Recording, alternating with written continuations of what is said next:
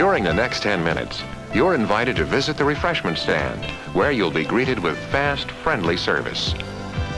You'll find hot dogs, juicy hamburgers, and mouth-watering delicious pizza. There are refreshing hot and cold beverages, ice-cold cola, and orange drink. Goes great with an order of crispy French fries. Then there's a wide selection of your favorite candies and other delicious snacks. And there's always a fresh batch of hot buttered popcorn to go with the rest of the show. So visit the refreshment stand now during this 10-minute intermission and add to your enjoyment of the movie. We're happy to have you with us tonight and hope you'll come back often.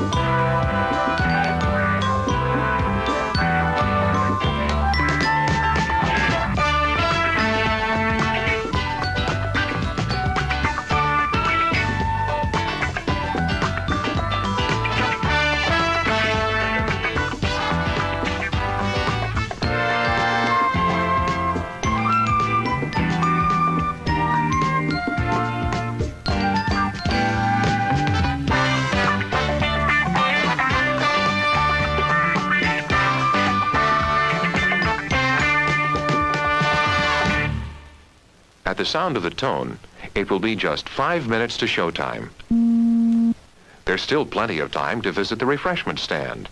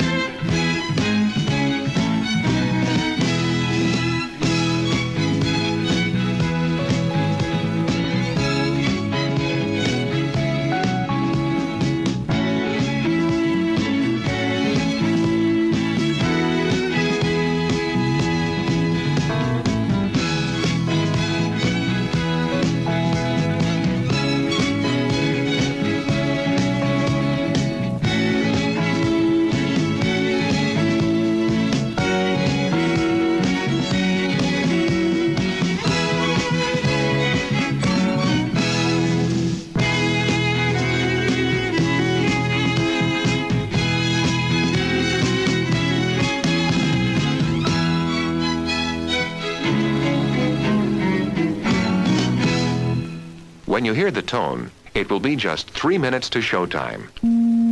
Still time to visit the refreshment stand before the next feature starts.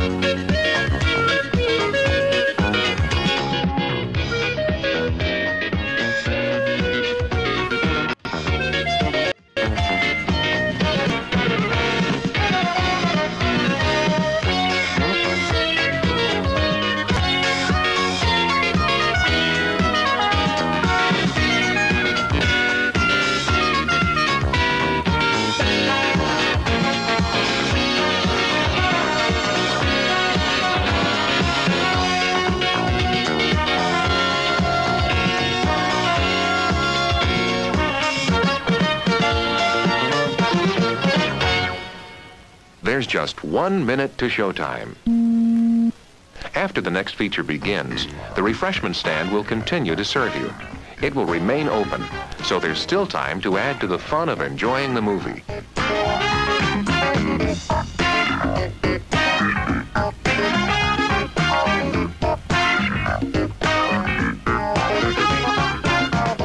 When the show is over, please remember to place the speaker back on its stand. If the speaker is accidentally broken, please let someone at the refreshment stand know about it. We appreciate your coming out to the drive-in tonight. When you leave, please drive carefully. We hope you'll come back again soon.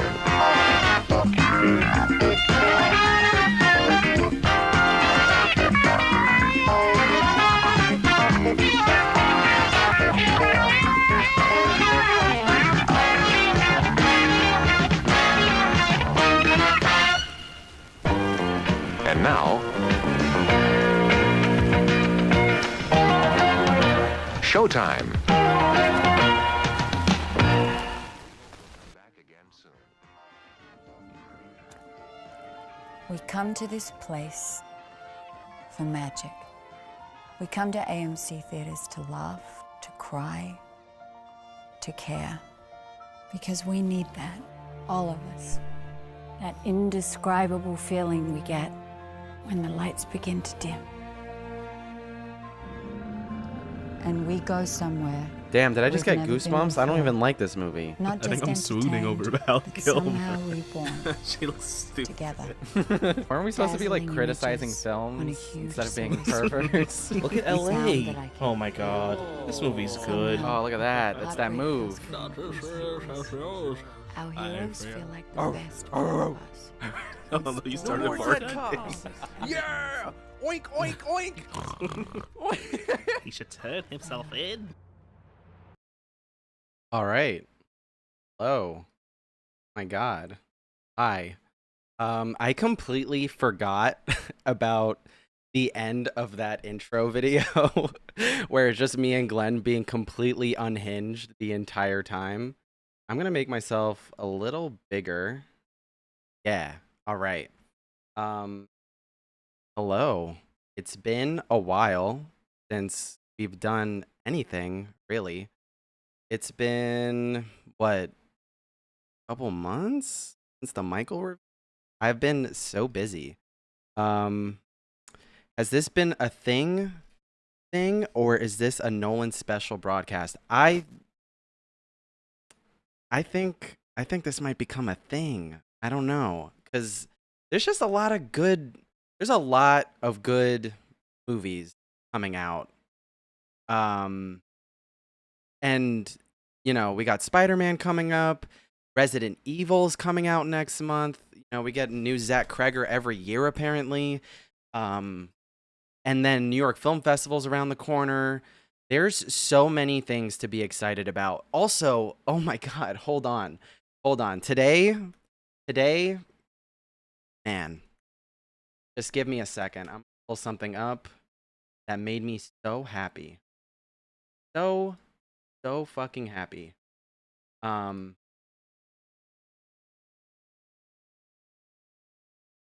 This is gonna be scuffed, okay? We're producing live. We're not doing live segments. Editing is not gonna be the best. It's fine.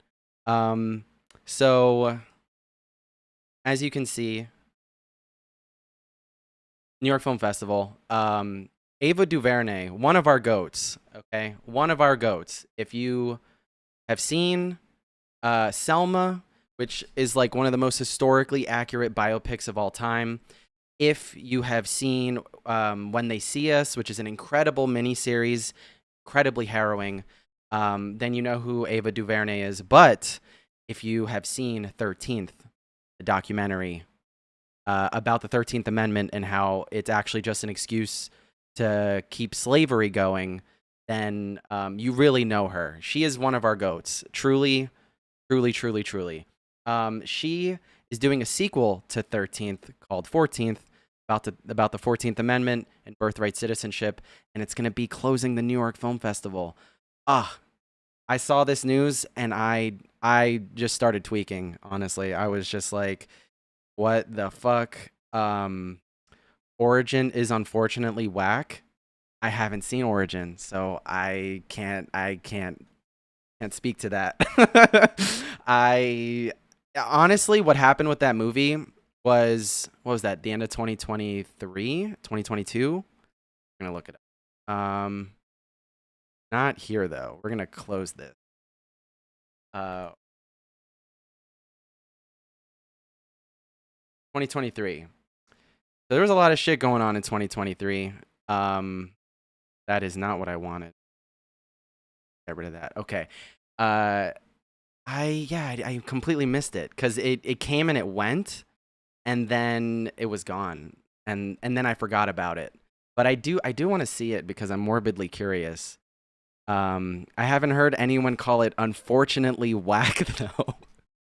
Some of you may be wondering, where is Glenn? And I'm wondering the same thing. I told him, we planned to do this today, and then something came up, and then I was like, you know what, brother? You're available for 5 minutes. You can call me on my phone, and you just hog out, and I'll give you the floor. So we'll see if he calls. I would love that. But anyway, so she is closing the New York Film Festival with 14th. This has an immense slate of interviewees that I am very excited about. He's going to be there probably to do a Q&A. I will be there. I got my tickets. I'm incredibly excited. Where's the guy with the girlfriend? He's the guy with the fiance, actually. So it's kind of crazy. So yeah, that's probably why. Anyway, I'm happy for him. He will be back. If he needs to be here for Spider-Man. It's just the rules. So I'm gonna make this a little bit better. Yeah. Okay. So yeah, I got really excited about 14th. There are so many movies coming out. Also, a lot of exciting movies that played before the Odyssey. So Whalefall. I don't know if you guys has everyone here seen this movie yet? Has everyone seen the Odyssey? Because I'm gonna spoil the fuck out of it. There's so much to talk about. To talk about it without spoiling it is like kind of a waste of time, because I have my immense praise of this movie, and I have a major criticism of it that no one is talking about, and I want to talk about it. but it's impossible to talk about it unless you know what happens. All right. Vince, you've seen it. That's enough for me. That's fine. Go, fuck everybody else. It's fine. So yeah. Anyway, there's a lot of movies that that I'm interested in that's coming out this year, and a lot of movies that were in the trailers that you've seen it twice. Go fuck yourself. I've seen it once, and I'm still thinking about it. I rewatched WALL-E in between watching the Odyssey and watching this. I haven't thought about WALL-E one time. That's my favorite Pixar movie. I'm seeing it again tomorrow at like 10 in the morning No, I did not see the preview. I'm seeing it tomorrow because I saw it in 70 millimeter at Regal, and that was incredible. But after the movie ended, I was like, wait, I didn't see the fucking preview. Where was the preview? And it'll probably be at the IMAX screening tomorrow because I'm seeing it in 70 millimeter IMAX. And I was fighting for my life, honestly. We're going to get to the trailers that I saw before this movie in a minute. I want to talk about the experience of buying a fucking ticket for this movie, okay? A year ago, this motherfucker was like, hey, tickets on sale now. And Glenn was like, I already got my tickets. And I'm like, are you kidding me? Am I a joke? Am I a fucking joke? Am I a fucking joke? And apparently I was, because it was gone in 20 milliseconds. It was not available. So when the tickets became available, I don't even know. Did I call out of work to get tickets for this movie, or was I just happened to be home? I think it was the heart of the cards that it just happened to be on my day off. And I went to the first screening I could. Every time I picked a seat, they were like, oops, it's taken. I started to lose my mind. Because I was like, there's no fucking way that I'm not going to be able to see this opening night. I jump all the way to Wednesday. And I was like, there's no way that motherfuckers are here. And as soon as I opened it, there was a smattering of seats being. I was like, oh shit, this is my time. So I got my 70 millimeter IMAX. I was so stressed out because with AMC, you will suddenly be put on a wait list when you didn't ask for it. You will suddenly be kicked out of the app when you did not ask for it. Okay. Yesterday, was it yesterday? Yes, yesterday. The Avengers Doomsday trailer came out. Then the tickets became available at the same fucking time. Okay? The tickets became available at the same fucking time. And I was like, oh, let me try to get Dolby. Let me try to get Dolby because I know Dune took all the IMAX, okay? Let me try to get the Dolby. Oops, we signed you out. Even though I log into this goddamn app every day to see if I can see a movie randomly. Oops. This time that you really need tickets, fuck you, buddy. I got upset. So I went back to the old reliable. I got Regal RPX tickets opening night. I'm happy about it. Okay? Because this Infinity Vision, it's snake oil. It's not real. It's woke. It's fake. Okay? Saying woke ironically. I heard crazy things about it. Deadass crashed out trying to get tickets, so I settled for 70 millimeter. Yeah. I bought my day one tickets 24 hours before showing this. Not my truth, King. I got XL at the Magic Theater. Good for you. I tried XL. What was it? Last Wednesday for Evil Dead Burn. And not that bad. I couldn't really tell the difference between it and a regular theater, but XL is like one of their like premium like mini formats for AMC, and it's better than like their base bullshit. Like when you go into an AMC theater and they have like I don't know how many of you live in the city, okay, in New York, the only city in Momdonistan, okay? But there's certain theaters, certain AMC theaters where they'll like relegate you to a movie theater that like they use for films that have been out for a couple of weeks. and you're just in the fucking shit. It is so bad. It is so bad. Like AMC Kips Bay, if you go downstairs, you're in for a bad time, okay? The projection room, the light is on and it's shining on the projection screen. I've told the manager at that theater, brother, the projectionist, the light is on in the room and it's on the screen. They don't care. Okay? I saw Whiplash in that room. I saw Obsession a second time in that room. I think I watched Blue Beetle in that room and I wanted to end it all. I've seen so many movies in there that I'm just like, God damn it. If you're up top at Kips Bay, you're chilling. If you're up top, you're chilling. Especially on the right side, like theaters, I think it's like 8, 9, and 10. You're having a great time. But anyway, not the point. The point is that XL is pretty cool. I saw Evil Dead Burn. Evil Dead Burn is an okay, fun time. It's the first Evil Dead movie in decades that is like, hey, this is a horror comedy, by the way, and it's hilarious. But anyway, so what was I gonna say?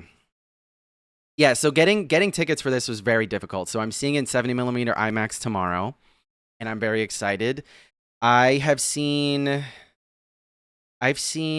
Tenet, Oppenheimer, and I will be seeing this in 70mm. So it's becoming a status symbol of mine.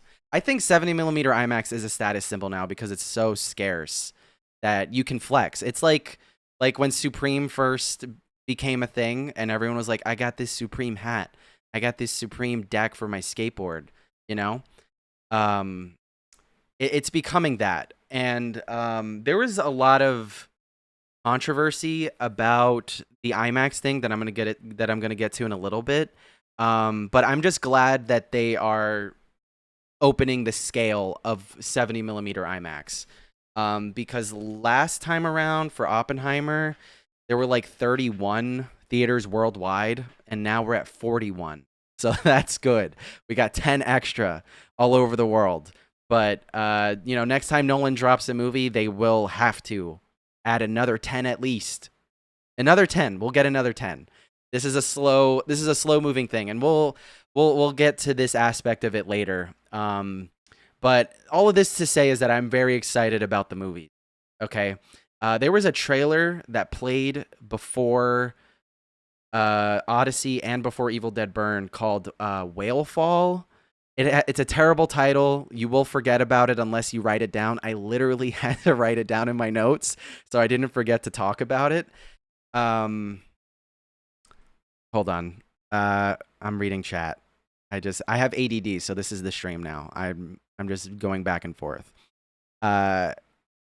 What is Infinity Vision? It's everything and nothing. It's snake oil. It's just a rebranding of all the premium formats that already exist. And the thing that's deceptive about Infinity Vision is that the logo has like this like thing, it's like a kind of curved screen thing. It's like implying that there is something more, that there is like this new way you're going to watch the movie. And calling it Infinity Vision, it's so corny. It's so fucking corny. I don't like it. This is typical Disney, like slop marketing. It's really annoying. It's saying, hey, Dune might outgross us because they took all the IMAX screens and, premium format ticket sales boost your box office. Like, I think the premium, what is it called? The premium format ticket sales for Odyssey added another $50 million to its box office. So it matters. And for Doomsday, Dune 3 and Doomsday being on the same day or the same weekend, every little bit counts. So they want you to do premium format. They want you to pay extra to see. Although there's not much visually going for it that's going to make you want to see it in premium. I'm doing it because I'm a hog. But you don't have to. You really don't. I just like seeing things in the biggest screen that I can. Um, let me see. Well, after watching Blue Beetle, I understand the agony. I didn't even finish it. I think I went to a dinner and I had to wait a little bit to go to the dinner, and I was like, I'll watch Blue Beetle. I'll go. And and that was it. And I left. I was like, oh, I might be late to this dinner. I'm gonna leave Blue Beetle. So I left. You didn't like Evil Dead in the Apartment? No. Why would you assume that I'm not based? Evil Dead Rise is incredible. It's incredible. It's an incredible movie. I watched Evil Dead 2013 and Evil Dead Rise before seeing Evil Dead Burn last week. And I did not like the 2013 movie. It has really nice practical gore, but the rest of it, in terms of writing, in terms of setup, in terms of characterization, not that interesting. Did not enjoy it. But Evil Dead Rise has everything that Evil Dead 2013 has going for it, but like up to 11 with better characters, better performances, more iconic shots. The fucking peephole, nightmare fuel. Nightmare fuel. As a New Yorker, fuck that, okay? That was not good for me. I did not have a good time. I had a great time. Anyway, so back to Whalefall, the forgettable ass title. This, I don't know if you guys saw it when you saw the movie, but this fucking trailer has some of the best visual effects I've ever seen. What, I don't know, maybe if it was the lighting or what in the theater, because some of the lights are on, but I was impressed by Austin Abrams just being flung in this water and being sucked in by a whale. I thought it was so cool. I'm really excited for that. I don't think it's going to be good. It's kind of giving Underwater vibes. I don't know if you guys have seen that movie from 2020 with Kristen Stewart and I think Vincent Cassel is in it. I reviewed it when it came out, like right before COVID happened, and I thought it was like the best January movie in like a long ass time. It's kind of annoying that I can remember that. But yeah, Whalefall, excited for it. Other Mother, a horror movie starring Jessica Chastain where she's like unhinged and possessed. I cannot with her. I love Jessica Chastain, okay? I love her despite her wrongs. I love her despite the fact that she has not been in an exceptional movie in since Interstellar, probably. I liked the movie that she won her Oscar for, The Eyes of Tammy Faye, but I have not liked a single movie that she's been in surrounding that. And it's really annoying because she's one of the best actors like of her generation. It's not even close. If you watch her run from 2011 to 2014, you're like, who the was she molded by God as an act, like in terms of acting ability? Like every beat is correct, every like choice, like when she chooses to cry, how much she leans into that, her frustration, like incredible. The Debt, Tree of Life, the disappearance of Eleanor Rigby, Interstellar, that run, unmatched, truly. Maybe I'm crazy. Isn't it Other Mommy? It could be. I don't care. I think Other Mother rhymes, and I think that should be the title, Other Mother. Low-key can't remember if they played that trailer. Look it up.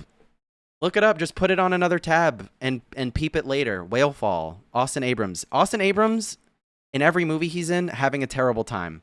Whether he's in Euphoria, getting dogged by Barbie Ferreira and Sam Levinson as a writer, or in Resident Evil that's upcoming, and he's just getting just having the worst day of all time, or Weapons, having another terrible day. He's just always having a terrible time.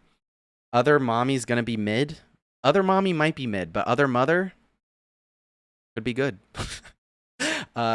Yeah, so, and then the other trailer that stuck out to me is I Play Rocky. Oh my god. Okay, I think I'm gonna get copyright struck into the sun for playing this, but we have to at least play like 3 seconds of this trailer. Okay. This is one of the trailers of all time. Truly one of the trailers of all time. I need to find a clip.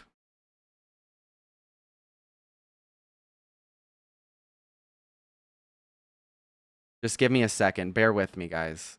Just bear with me. I can't handle any silence. We're gonna try here. If some of you don't know what I Play Rocky is, or maybe you forgot because the Odyssey just destroyed your brain.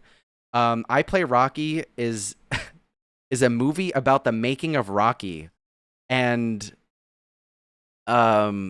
it's told in the same framing as Rocky, as an underdog story, and you're supposed to get behind, you know, Sylvester Stallone as as someone playing Sylvester Stallone, like, but he's like method acting Rocky.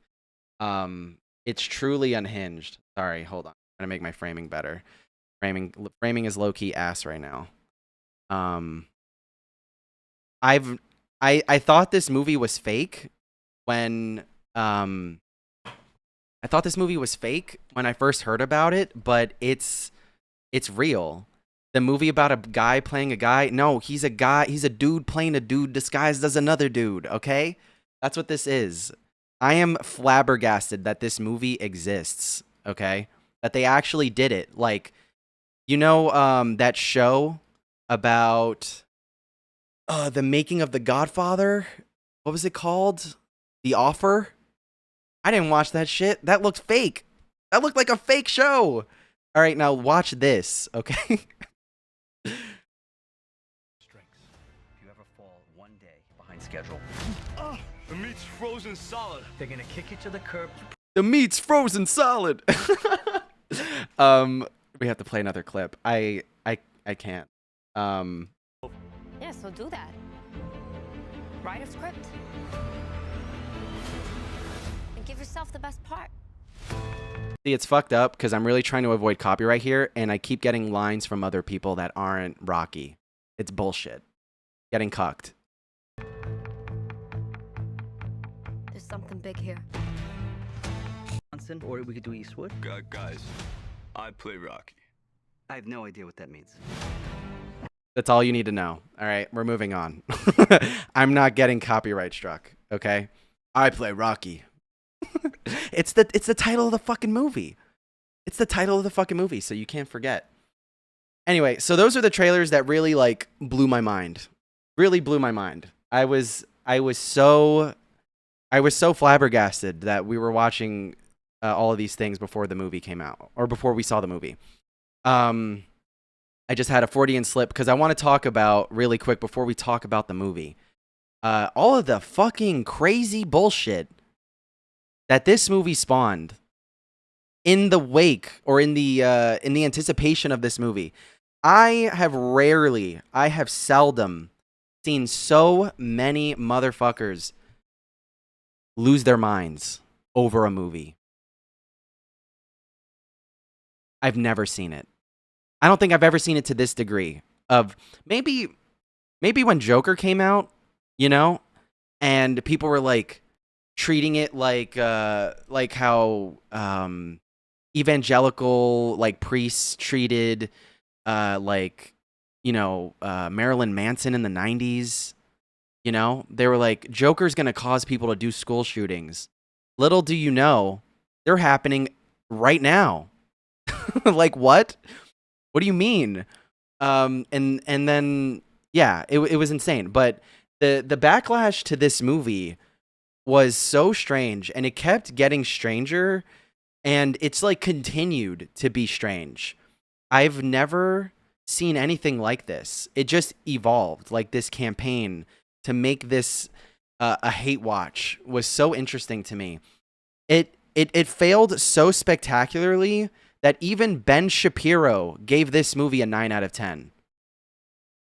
Think about it. This is the guy who didn't get WAP or WAP, whatever you want to pronounce the acronym as, who said wet ass P word and embarrassed himself about Cardi B and Megan Thee Stallion. This is the same guy who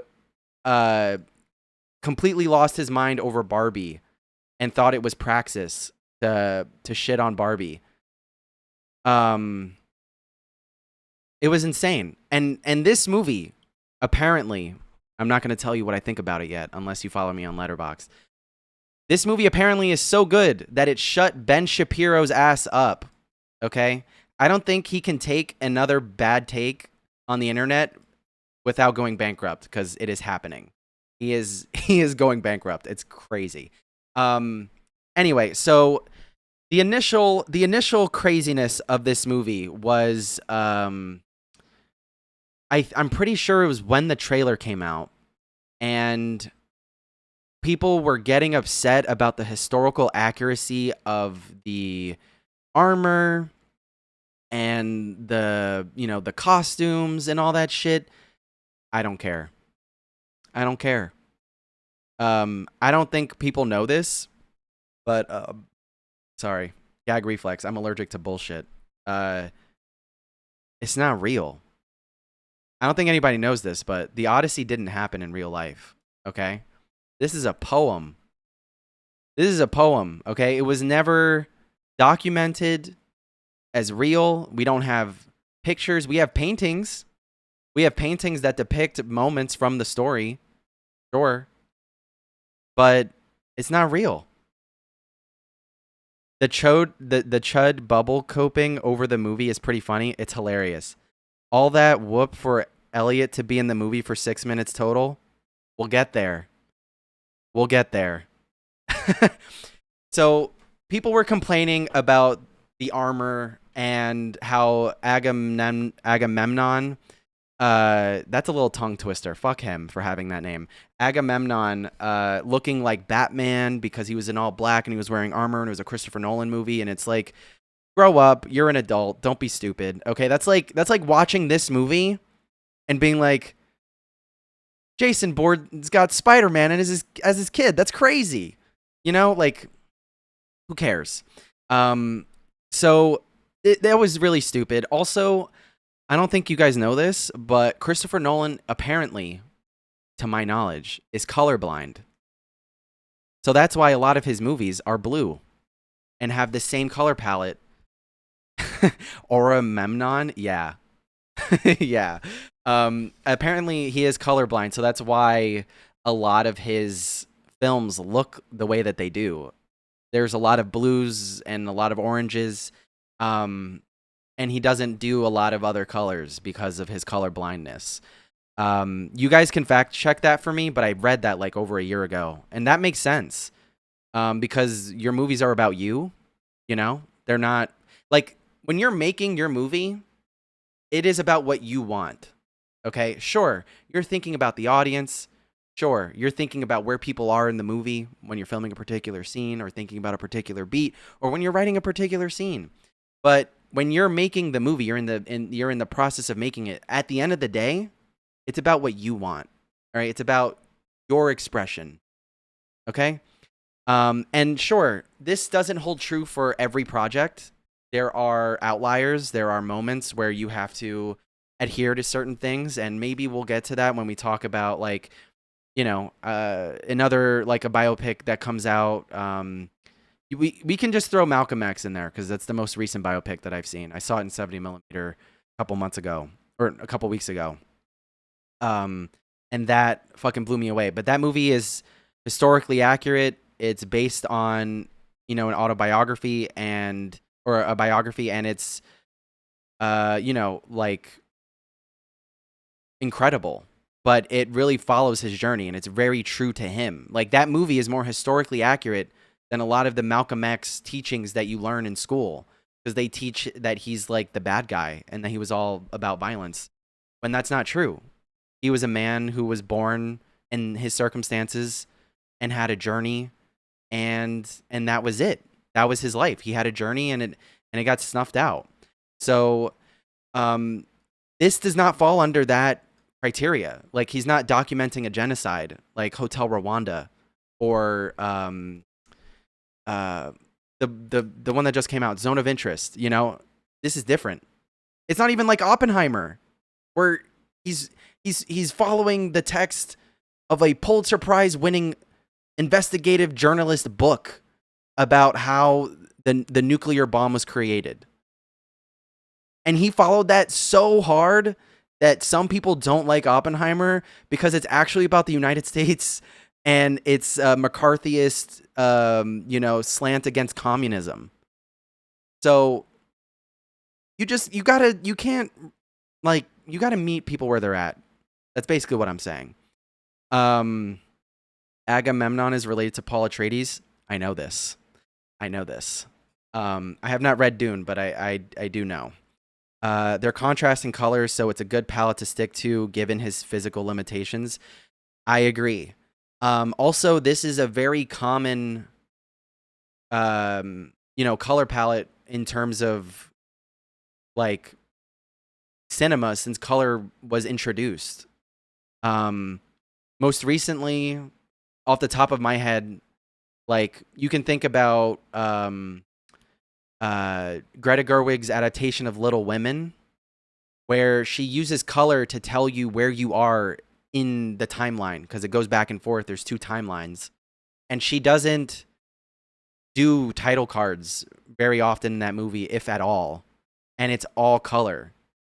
The blue color palette is the present, where you're sitting with Jo as she's dealing with loss and growing up and all of these things. And then the warmer color palette, the orange, is the past, where there's innocence and there's love and there's community and all those things.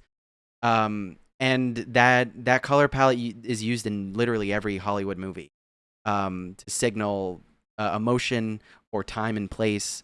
It's incredibly common. So to attack Christopher Nolan for that choice is so dishonest. If you use your brain for 2 seconds, then you know better.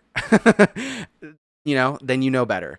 And then it evolved as the cast became more and more prominent in the marketing.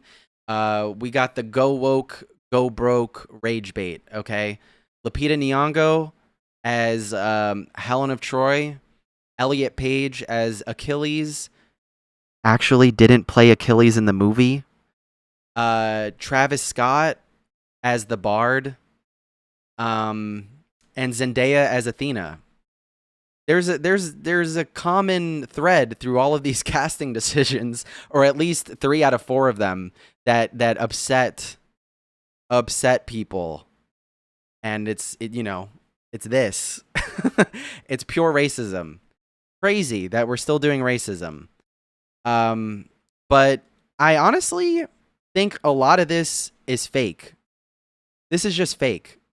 If you don't know the origin, if you're not terminally online, this began obviously on Twitter, X, formerly known as Twitter, and Elon Musk is a raging racist, and he bought the platform because you weren't allowed to be racist on Twitter. I didn't even notice Travis. He blended in the scene super well. Exactly. It's because he's not wearing fucking sunglasses and he's not raging to his music. And he's not wearing his fucking grills. And he doesn't have auto-tune. And he's not saying, it's lit. Okay? Who knew that if you change the appearance of a person that you might be able to believe them or not even notice them at all, right? But people, when they heard that Travis Scott was playing a role in the movie, or they saw the screenshot, they were like, I know who that is because I read the post. I read the fucking caption of the post that I'm reacting to. It's bullshit. Anyway, so Elon Musk is like, the Odyssey is betraying Greek culture. It's woke. It's it's anti-Western. Blah blah blah. And it was an incredibly racist tirade that he went on that like it's crazy that you're allowed to get away with this shit now. Like he can just do that, you know? Honestly, we don't talk about that enough.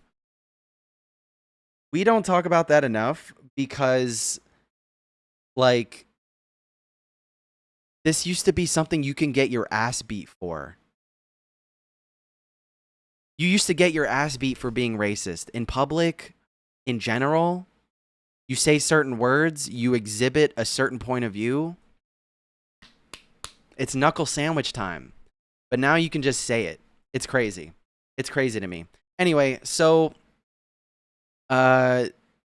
this started a chain reaction of all of the right-wing dickheads being dickheads on the internet, just saying, oh, this movie's gonna flop. Oh, you know what? Hold on. Hold the phone. I was going to look up the Greek box office because in contrast to Elon Musk talking about how it was a betrayal, Greek box office for this movie went insane. By the way, the Greeks were like, oh, we're finally in movies. This is the first time since Big Fat Greek Wedding that we're getting fucking recognized. So they went to go see the movie. It didn't matter. It didn't matter. It's like how sometimes when like when radlibs talk about like cultural appropriation about certain like things, and then the people who are being culturally appropriated like in other countries see what's going on in America and they're like, oh, thank you for acknowledging us. This is very cool. We like that you're appropriating our culture. It's not all the time, obviously, but like for certain things, it's like, oh, thank you. We appreciate it. It's very cool.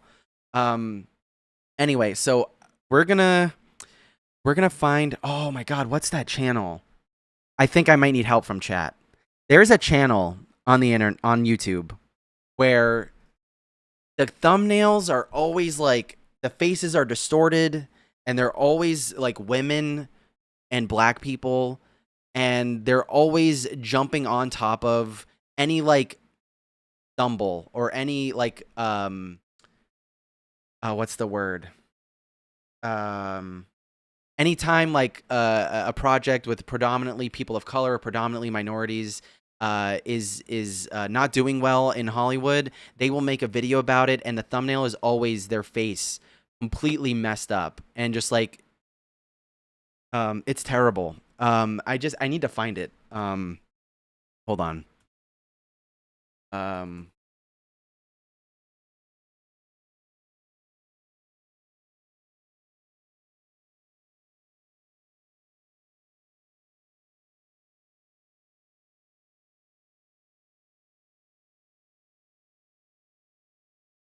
I need to find it.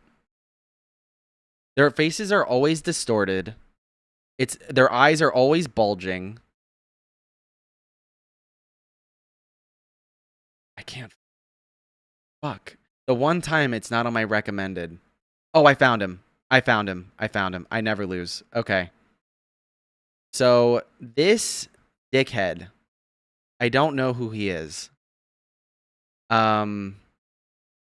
But he creates a lot of these like AI. Dog, I'm not online enough for that, but maybe the Critical Drinker? No, he's worse than the Critical Drinker, okay? I'm going to show you. I'm going to screenshot. I'm going to screenshot this. Okay?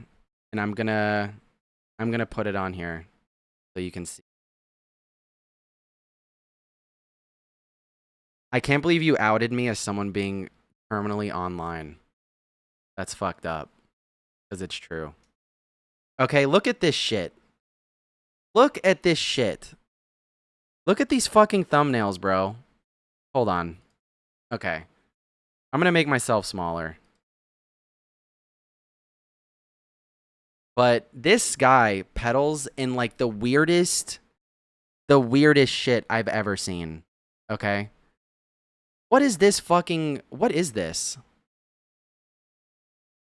This is slop.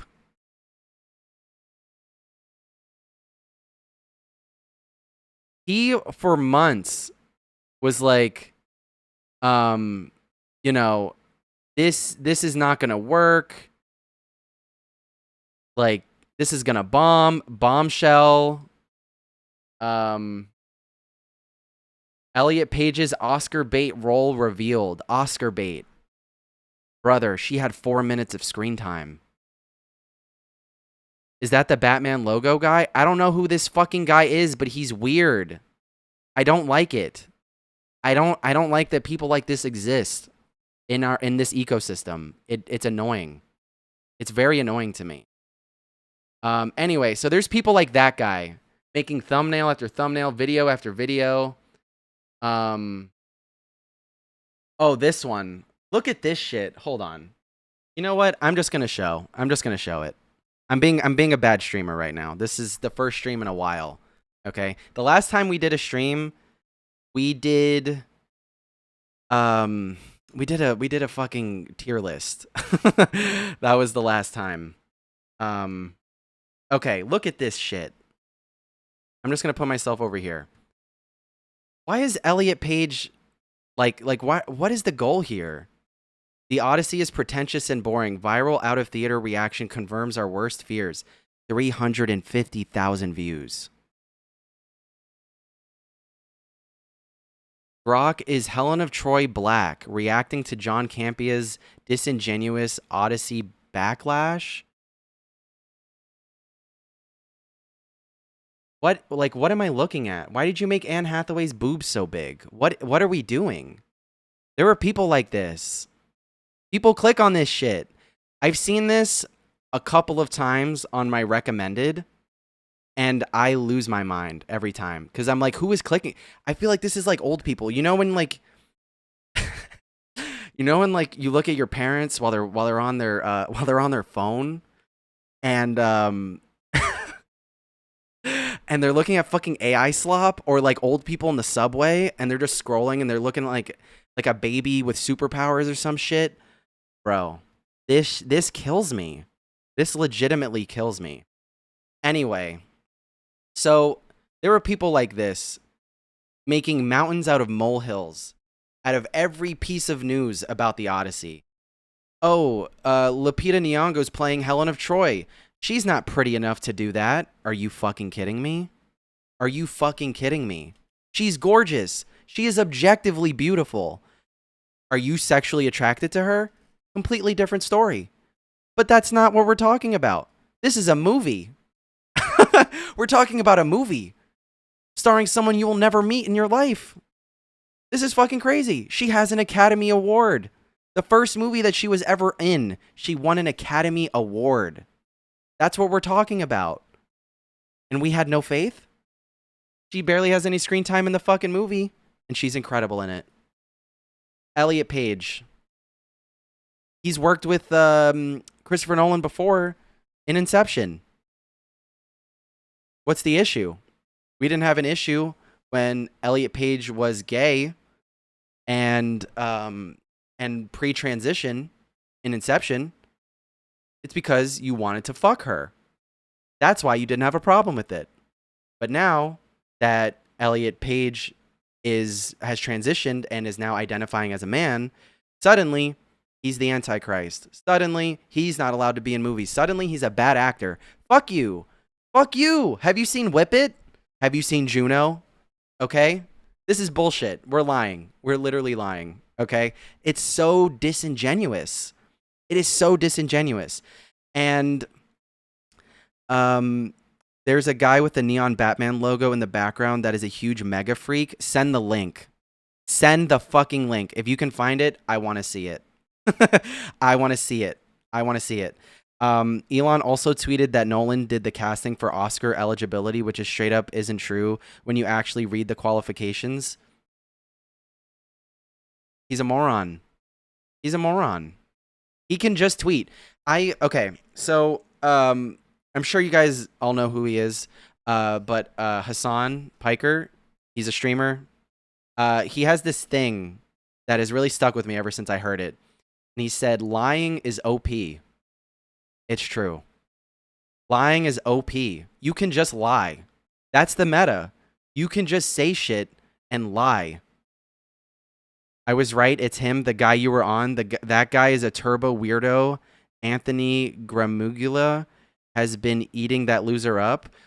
Oh, I think I've seen that. We might be both terminally online. Anyway, so there's all this outrage is so dishonest. And it's so annoying because not only is it dishonest, it's also fake outrage, because I haven't heard a single person in real life genuinely feel this way. It's all bots. And then the bots create this sense that there is something real happening, but it's not real. It's not fucking real. And so once there is a sense that something is happening, all of these websites start reporting on it and saying, oh, there's backlash. Things are happening. I don't think anyone's going to see the Odyssey. People are lowballing the estimates on the box office.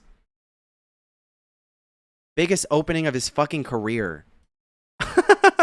Biggest opening of his fucking career. $264 million.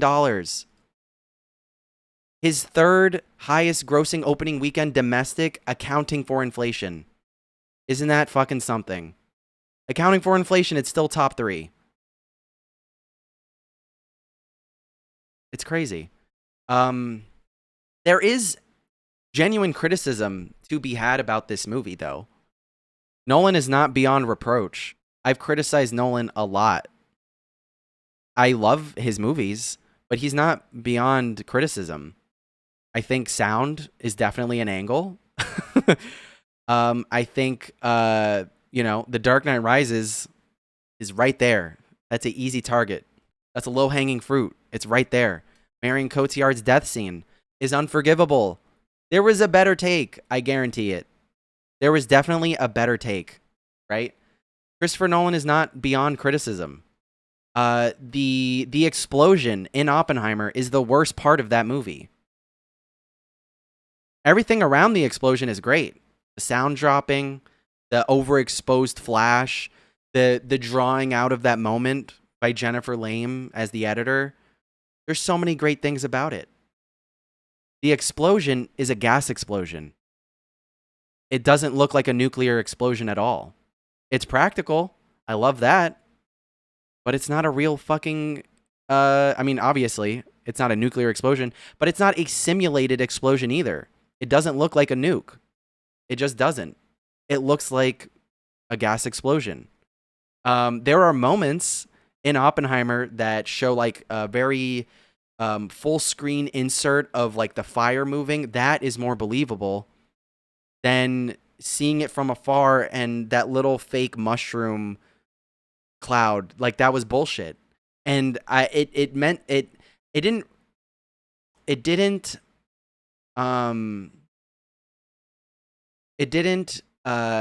feel that way to me on the first watch because I was so taken by the momentum of the film. But the more you watch that movie, you kind of just used to it. And so the third time I saw it, I was like, I don't know. I didn't like the ending brawl with the sword, spear, shield, super smash, bro, weapons dropping into the room, LOL. We'll get there. I know I've been dragging this out, but we're going to get there. We're going to get to the movie in a second. But there is genuine criticism to be had about Christopher Nolan and this movie. I have my own gripes with this movie. But like the dialogue, dad, or him saying, let's go, that's not real criticism. That's fucking stupid to me. Because this is a modern adaptation of a Greek poem with American and British actors. Like, the fuck are we doing? It's not I don't think it's real criticism. I think it's pedantic and it's bad faith. And then the racist shit isn't real. It's all bots and it's all Elon Musk and all him. So the real criticism about this movie surrounding like the movie is the fact that this film, part of it was shot in occupied land in Morocco. And there are Moroccans and Moroccan diaspora who have taken issue with the fact that he filmed at this location because it provided, economic support to that occupation. And that is legitimate criticism. That is legitimate criticism. If you're making a movie about, like, the topics that this movie covers, like violence and the effects of violence, occupying land, breaking the social contract to conquer another people, filming at an occupied land is legitimate criticism. And you could go outside of that and be like, you're participating in society. If they filmed in America, you can make that criticism about the Native Americans. It's a successful genocide. America won that. Like, land back, I would love, like, land back should happen. It's not going to happen in my lifetime, if I'm being real. And that sucks. But it's what it is, But this is actually a good criticism that you should take into account. This is the same shit as Disney filming Mulan in China near where the Uyghur genocide was happening. And there's the thing about the Uyghur thing is that, like, there's been a lot of reporting about it, but the specifics about it isn't as, like, well known and as widely distributed. And I feel like for the American, like, media class being so anti-China, I feel like they would have, like, hopped on that more, and they just fucking didn't. But I think holding filmmakers to account of where they shoot is definitely something that's important and not above any, like, no one's above that criticism. That would be like, imagine a filmmaker, like a well-known filmmaker, going to film in the fucking West Bank. Like, you would be like, what are they? I'm not watching that shit. Like, what? I've been missing chat. I read that part. The dialogue being kind of prosaic is a bit distracting, to be honest. I think you'll get over that the second, third, fourth, fifth, sixth, seventh, eighth, ninth, 10th time you watch it. I think you'll get over it.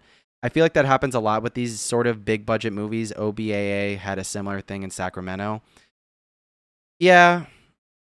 As far as the dialogue goes, I think that I don't really mind that shit anymore. I think it's irrelevant, to be honest. And that shit will grow on you. But anyway, so, really quick, before we actually talk about the movie, I know I've been dragging. This might be the worst thing that's happened since this movie came out. Can we talk about this? The Odyssey, ranking every performance in Christopher Nolan's film from worst to best. The movie just came out, guys. What are we doing? We're not even ranking his filmography. We're rating the performances. This is rage bait. This might be worse than, I was going to say this might be worse than the racism. It's not. But this might be worse because you know better and you're piling on to the rage bait. And you're like, what if we got rage bait for clicks? Who wrote this shit? Marlo Stern? There a picture? No. This is fucking absurd. You should have a picture.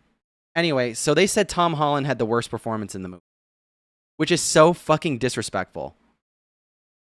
That's crazy. He has the second most screen time in the movie. What are we doing? This is so disrespectful because he gives a good performance in it. And it's also incredibly dishonest. Incredibly dishonest. Nearly every line delivery lacks conviction, and it's only near the end when his eyes well up with tears at the sight of his father that he registers emotionally.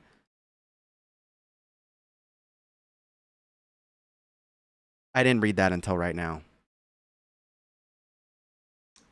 Oh God, jump scare. Oh my god. So we're just not even acknowledging what a performance is at that point. We're like, build up doesn't matter. They have to be welling up with tears at all times. Brother, not everyone is Zendaya in Euphoria, okay? What are we doing? This is the bad faith shit that I'm talking about. High-key, Tom Holland overmodulated his performance. What do you mean by that? I'm not saying he deserves an Oscar for it. I'm saying that he wasn't bad. The worst performance, you don't even see Agamemnon's face in the movie, and they rated him higher. He was aura farming. He just stood in place. You know? I think...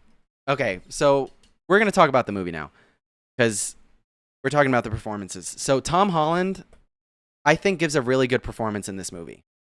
I think he does. Is it outside of his persona? No.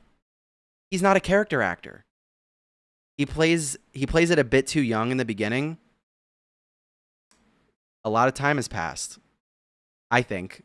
At least that's what communicated to me. Because obviously he's not there for the entire 20 years. But he is there for a good amount of it. He sails to Sparta, spends, a lot of time there. He spends enough time away from Penelope that when he comes back, she reacts as if he had been gone for a long time. So I think it's a little justified to have him be a little bit, younger in the beginning.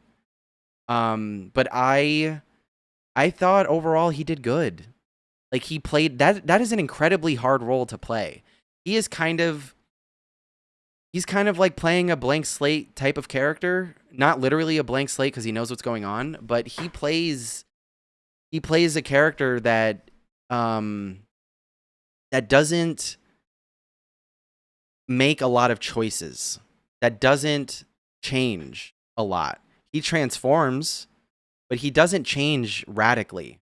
And so to maintain the center is incredibly difficult because you can't go, wildly everywhere, because then you're indicating and then you're doing too much and then you're doing a bad performance. And then, the director has to reel you in and be like, hey, bud, we're not making that movie. We're making this movie, Or they say, let's try that again, but this time good.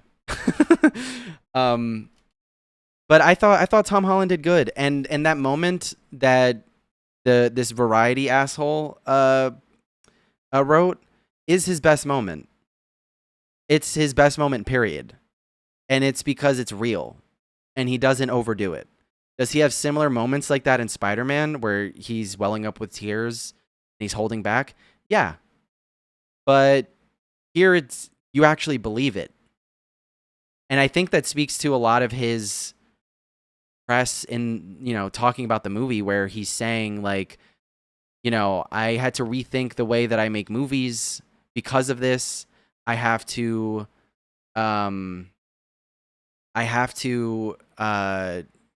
do Spider-Man different. I have to, I every movie that I make from now on is different. That he said that multiple times. So I saw that in his performance. I saw him not doing as much as he has done in his other movies. Like, I saw Cherry, the Russo brothers movie they did after Endgame with Tom Holland, and he's supposed to play like an Afghan vet coming home and he gets addicted to opiates. He's indicating a lot in that movie, and he's doing too much in that movie. Not his fault. It's who he's working with. And then we've all seen him in Spider-Man for like 10 years at this point. So we have a very fixed perception of what a Tom Holland performance is.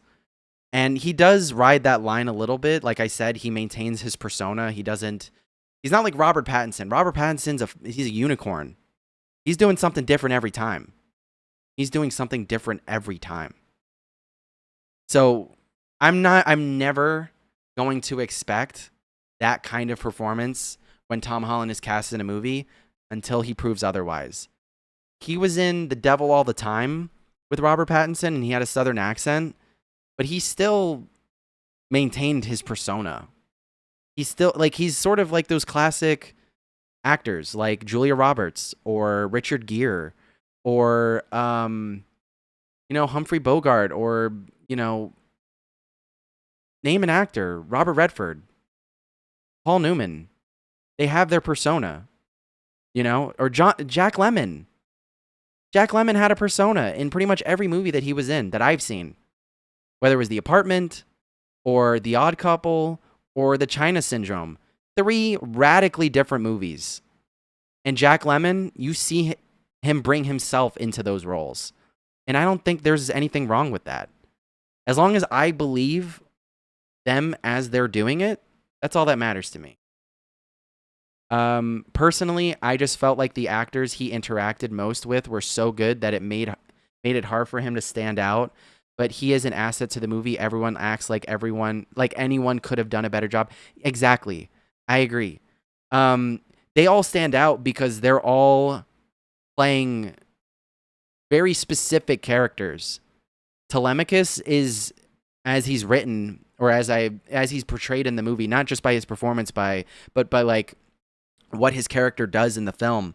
He's not one of those characters that you're walking away from being like, wow, what a character, He has a role to play. He is the sponge, Some people may disagree with that, but there's a lot of those roles in movies. One that comes to mind is this is a weird pivot, but Beautiful Day in the Neighborhood, the Mr. Rogers movie starring Tom Hanks as Fred Rogers. Matthew Rhys plays the protagonist of that movie. Mr. Rogers is not the protagonist, but the character has sort of an arc, but he's not the attraction. He's the straight man to Fred Rogers stealing the show, And I feel like that's the role that Telemachus plays in this film. It's to an extent that Matt Damon plays in this film as well, because he's the one going from place to place, seeing and meeting all of these different people. Like, Samantha Morton doesn't stand out as Cersei without the rest of the cast that she bounces off of. If everyone in the Odyssey is playing like Samantha Morton, then you're just watching a soap opera. Then you're watching WWE, okay? And I'm a wrestling fan, okay? But I'm watching it. I'm watching wrestling, and half of the promos, I don't believe them. There are very few wrestlers where I actually believe what they're saying, and it's because they're being real, But anyway, going back to the Odyssey. There are so many incredible performances in this film. Since we're talking about performances, I'm not going to get sidetracked and come back and forth. I'm going to try to be focused. Okay? All right, chat. I have a question. I want you to think about it for like 30 seconds. Is this Matt Damon's best performance? Just think about it. I'm going to do something else while you think about if this is Matt Damon's best performance. Don't be reactionary. Don't say yes. Don't say no. I just want you to think about it. Because I have a take. And I think it similarly goes with the Tom Holland take. But we'll get there. We're just going to think about if this is his best performance.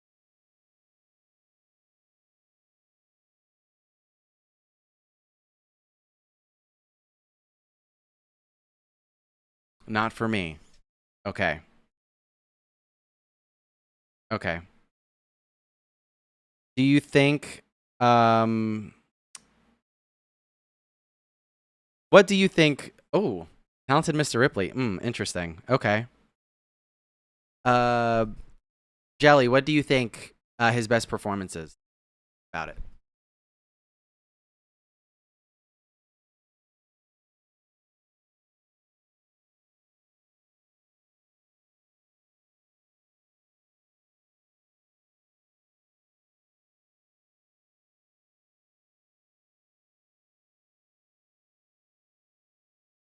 I like Martian and Good Will Hunting a bit more, but a really good performance. Okay. So that's a good take. These are all good takes. I do not think this is his best performance, but I think this is his best performance in like a long time. I don't know if you guys saw The Last Duel. He's really good in that, but there is an air of him trying to be period accurate, you know, trying to be a different guy, trying to break the persona, you know, but it doesn't work all the time. And in this movie, he doesn't try to be another guy. He's just himself. He brings himself into this role. And getting like really like gassy. Like I think it's because I'm talking too much, and my stomach's like, what if you burped right now? I think that he brings a lot of himself into this, and I don't know. I don't know if he'll ever be better than this again. Truly. I think he's great in a lot of things. Like, I love The Informant. That's a deep cut. Steven Soderbergh. He's hilarious in that movie. He's really great in Interstellar, Ocean's movies. He's got an incredible filmography. One of the greatest filmographies of all time. But people don't see him as like this great actor because he's sort of like Tom Holland. He has that persona. But I think his best performance is Good Will Hunting. I think you're right, Jelly. And the reason why I think that is because it's pure. It's a super pure performance. You, as the audience, cannot read into Matt Damon, the person, because you're seeing Will. Even now, even if you watch the Odyssey, you watch his interviews, you consume a lot of Matt Damon stuff. You watch Contagion, you know. You watch The Martian, Bring Him Home. You go back to Good Will Hunting, he's Will Hunting. There's something pure about that first breakout performance. And I feel the same way. I think about Timothée Chalamet. Like, Call Me by Your Name is as perfect of a performance as there ever was. But when you watch Dune, you see the guy that you know now. But it requires a lot of effort to get something like what he does in Dune Part 2 to be believable. And I feel like Matt Damon had that challenge in this movie. I could think about like the scene that he has with Penelope, that Odysseus has with Penelope on the bed, and she's on top of him, and they're just talking. I was so immersed in that. It, like, the blocking helped that they weren't just standing and it wasn't Anne Hathaway and Matt Damon, they were just talking. But like it just felt so real. Like the way that they interacted, the way that they held each other, the way that they looked at each other. I mean, Anne Hathaway is an incredible actor. It's rare that you ever see her in something and she's not like delivering. But I think Matt Damon had such a hard task in this because he's playing one of the most iconic characters of all time. But also, he has to go beyond your perception of him. And also, he's a meme. Team America World Police, you know? his fake beef with Jimmy Kimmel, his bromance with Ben Affleck. I feel like this is an aspect of acting that we don't talk about, is what all the baggage that you bring into it as an audience member. The Matt Damon vehicle, 2016's The Great Wall, we could go on and on. Brother, I forgot about that movie. And I watched it. So bad. He knows it's bad. Everyone knows it's bad. That's insane. Anyway, Matt Damon, I think, does some career best work in this. I think some standout scenes of his in this film are the siren sequence, where he's just screaming from the pit of his stomach. Truly truly heart-wrenching. I love his narration in this, the tone that he takes, especially in that scene. He doesn't overdo it. He doesn't add sentiment to a lot of these lines that could be cheesy. There's a lot of cheesy lines that could be like actually cheesy if they're delivered the wrong way. Like when he comes back to Ithaca and he's talking to John Leguizamo, and John Leguizamo has no idea who he is because it's been so long.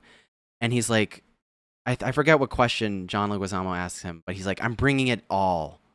But he says it in such a way where I'm like, fuck yeah. Like, I clapped. Like a Marvel movie. There were a lot of people clapping in this movie, right? For you guys, were people clapping? Because people were clapping the last 30 minutes of this movie.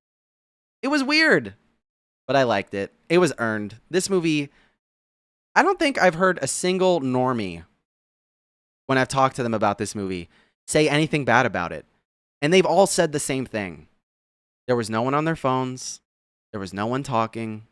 Everyone leaned forward. They were locked in. I've never heard that from normies about one movie, all independent of each other. That's crazy. This movie's almost 3 hours. And it's a swords and sandals movie. This is like, there's a lot of things going for this movie that would prevent you from being locked in, or that would prevent a normie from being locked in. And I have not heard a single bad thing about this movie. Every normie that I've talked to says 10 out of 10. I'm like, wow. He might have actually cooked. So that's a testament to everything. Another thing I quickly want to talk about. Oh, my audience was stunned the entire time and roared at the very end. Yeah. Side note, John Leguizamo went crazy in this. I agree. And I was so proud watching it. I thought he was Puerto Rican. Because I'm Puerto Rican. I thought John Leguizamo was Puerto Rican. Turns out he's Colombian, and I've been robbed. I'm so upset. I've been thinking about this for 5 or 6 days, and I'm pissed. I am so upset that he's not one of us. But the thing about Puerto Ricans is that we claim people. So he is claimed. He is one of us. Yeah, John Leguizamo, I think he might be a lock as a nomination, if we're going to be honest. Right? Am I wrong? He is so good in this movie. I think that, and this is going back to Matt Damon, this is going back to Tom Holland. I think a lot of our inclinations as whether you're, bro, don't say that, I'm Puerto Rican. Hey, we're everywhere, brother. Did you not tell? Look at this shit. Hello? Look! Come on, brother. Like that's Captain America saying Hail Hydra? Yeah. What was I gonna say? I got distracted. I got distracted by culture. Yeah, I think John Leguizamo is a lock as Best Supporting Actor, at least for nominations. Because people have been talking about his character a lot. I think there are a couple of locks. Like, no matter what happens, Samantha Morton, lock. John Leguizamo, lock. Maybe Anne Hathaway, who I thought was incredible. I wish that her scenes were in focus, for the most part, in her close-ups, because there were a couple of moments. You can talk about the scene that she has with Robert Pattinson when he's trying to court her in private, and she's like sort of jumping in and out of focus. You could talk about the scene that she has with Telemachus, and he's trying to convince her that it's a good idea for him to go to Sparta and find out more about where his dad is. And she's like, what are you talking about? And then he's like, I need to become the king. And she's like, I've been the queen this whole time. What are you talking about? I've been here for 20 years. And she's like leaning in and leaning out and leaning in and leaning out. And the depth of field is so shallow that she's popping in and out of focus, like that Zack Snyder zombie movie, Army of the Dead, where everyone was out of focus the entire time. But there's so many quick cuts that you don't really register that often that she's out of focus. But the assistant camera guy was fighting for his life, trying to keep her in focus. And it's not even his fault. It's like a combination of the shallow depth of field and the fact that she's, in the moment and she's not thinking about her mark. She's just like, I need to assert dominance. I need to lean forward. And so the assistant camera guy's like, oh shit, I gotta pull it in. Assistant camera work is very hard. Pulling focus is very hard.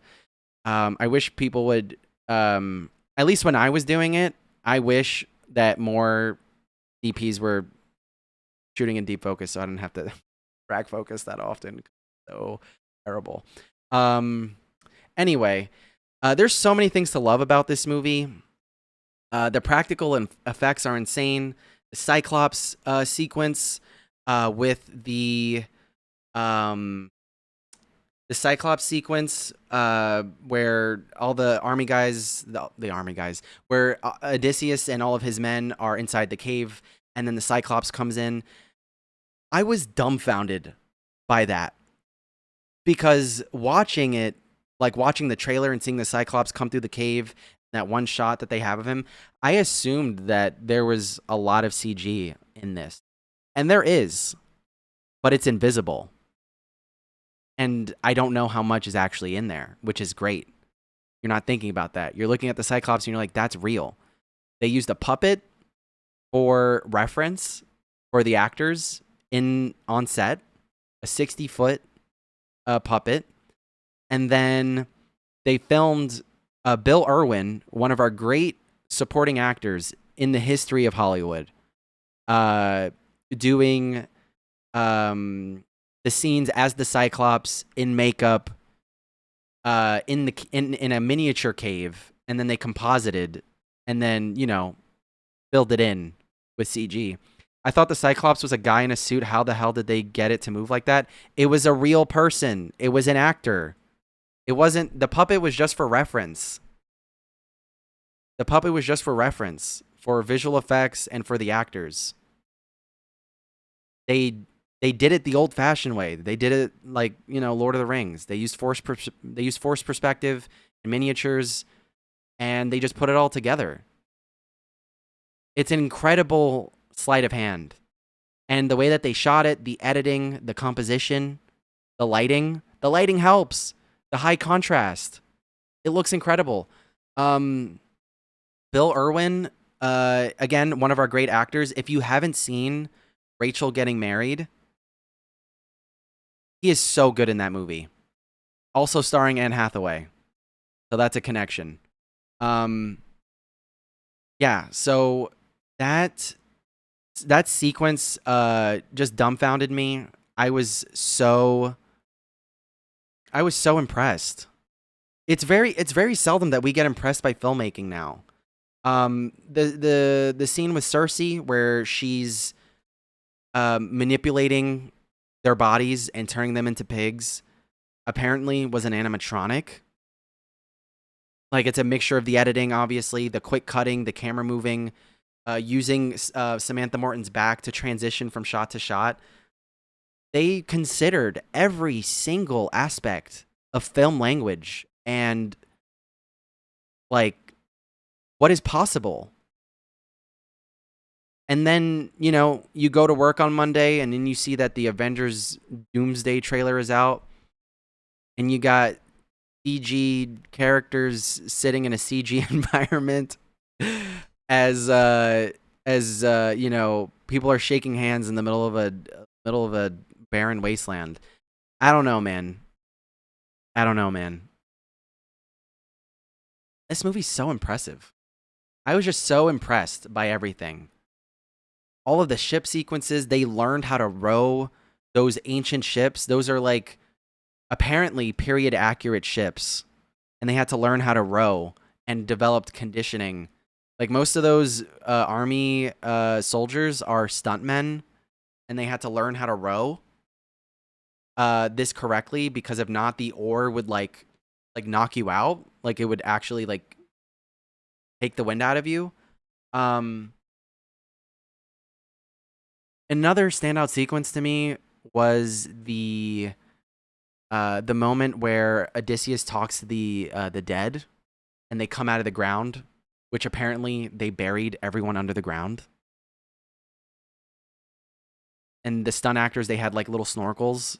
I'm sure you guys all know this. I'm saying things you already know, but I'm saying it because it's crazy. It's crazy. This film wasn't even, is like, all right, I want you to think about this, okay? Indiana Jones and The Last Crusade cost more than this movie. The Last Crusade? No. What was that movie called? The last one. The Dial of Destiny. I was thinking of a good movie. That's my fault. The Dial of Destiny. The Dial of Destiny costs way more than this movie. You know what? We're going to look it up right now. Indiana Jones and the Dial of Destiny. Okay. Budget. That movie cost $420 million. Okay? $420 million. A lot of you have seen that movie. You know what it looks like. The Odyssey cost $250 million.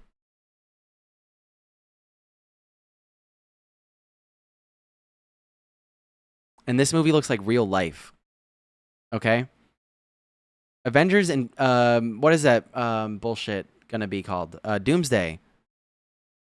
Doesn't hold a candle to this shit. And that and Secret Wars combined is like $1 billion. And it's not gonna look good.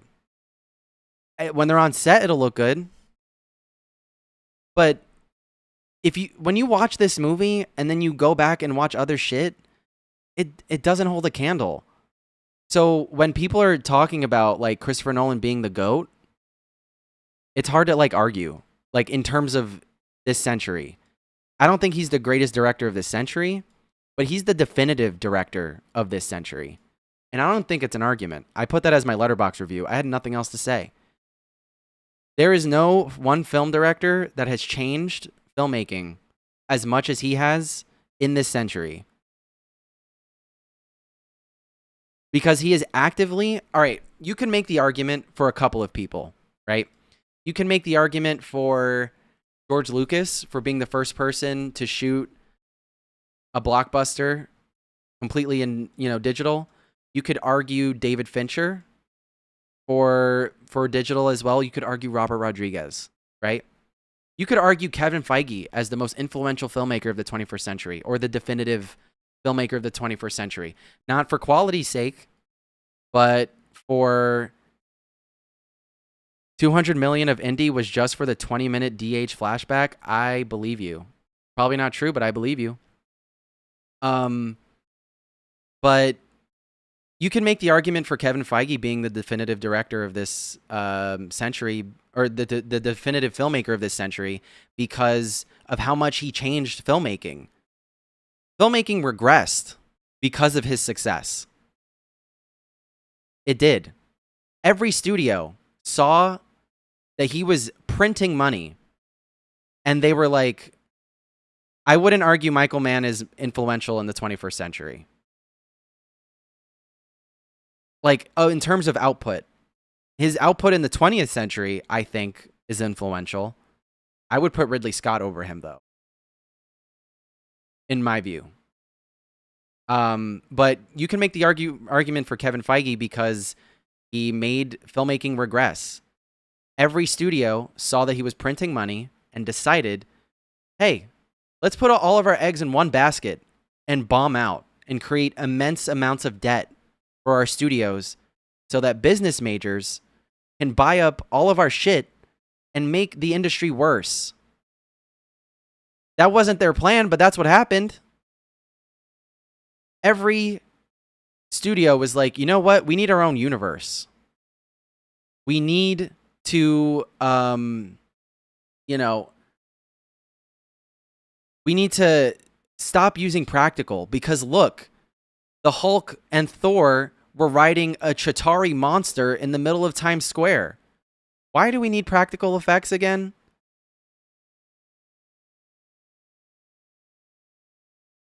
But Christopher Nolan throughout this whole time has been like, I'm not doing that shit. No. We're going to glaciers. We're filming on glaciers. I'm actually going to use as many practical effects as possible. I'm going to do a space movie and not have the actors interact with blue screen. I'm actually going to do rear screen projection for computer generated effects that I made in pre-production. So it looks convincing when they're looking out the fucking window. Because the actors are interacting with something and the light is creating an environment that is believable. Shooting in IMAX. Everyone's fucking doing it now. Not everyone is shooting with IMAX cameras, but they're marketing their movie as filmed for IMAX, which is not the same as filming with IMAX cameras, okay? I'm going to show you something. We're going to do a little bit of producing, okay? I'm going to show you the difference between what people normally watch and what IMAX actually feels like. If you've never seen it, if you've never been granted the opportunity, the privilege to see a movie that was shot with IMAX cameras and projected and shown in that format, I'm going to show you right now. We're going to have to go back to this year called 2025, okay? Okay. There was a movie that came out 2025. And you may have heard of it, you may not have heard of it. It's called Sinners. Okay? It's called Sinners. It's this little known movie. Okay? I'm going to show you what the normal image looks like for Sinners. Okay? There are a lot of new directors that wear their Edgar Wright influence on their sleeve. That's true. But I don't think influence that influence is valid, right? The cutting on beat, the movement on beat, the self-awareness, the editing style, that's all valid. I think he's influential, but he's not the definitive director of this century. It's not even close. This is what Sinners looks like. I'm going to make myself look smaller. Okay? For those of you who watch Sinners on streaming like a buffoon or in just the regular format, you're like, that was pretty good. Okay? This is what Sinners looks like. I'm going to try to make this... I'm going to move this around. Okay? This is what Sinners looks like. You watch Sinners, you're like, good movie. This looks pretty cool. Okay? Now, I'm going to show you what Sinners looks like when it's shot on IMAX. Okay? Give me 1 second. Just remember that. Make a mental note. I'm not trying to get copyright struck by Ryan Coogler. And, that's a pretty good.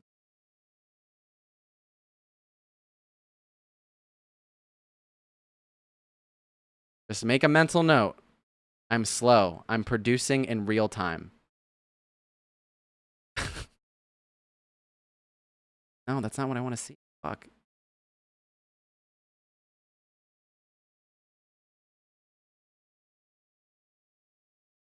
So good at this.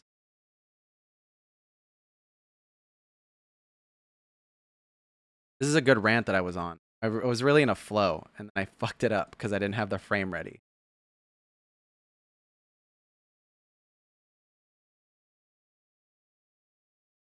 Okay. Are you ready? Are you bitches ready? This is what it looks like when you shoot with IMAX cameras. Look at this.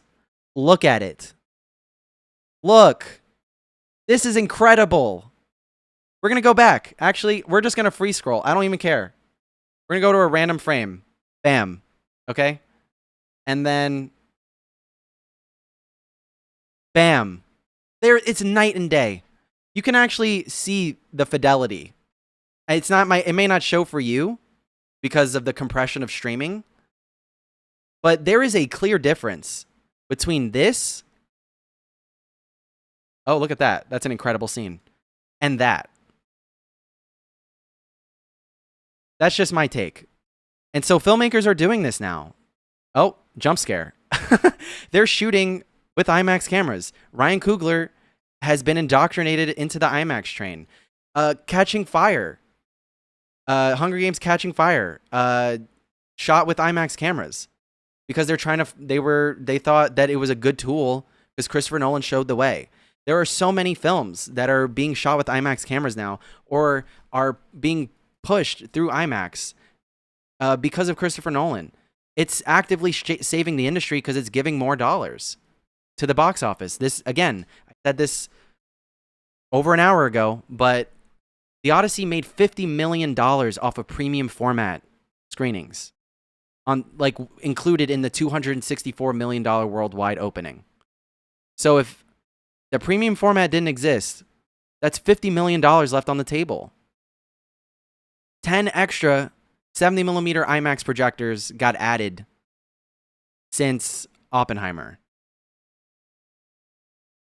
Like, we're moving in this direction. More and more films are being shot on film. His commitment, he saved Kodak. I forgot. He saved Kodak. Kodak was going out of business. They were going to shut down. Look at the veins, okay? They were going to shut down, and he fucking saved Kodak. He was like, no, this is bullshit. I don't do digital.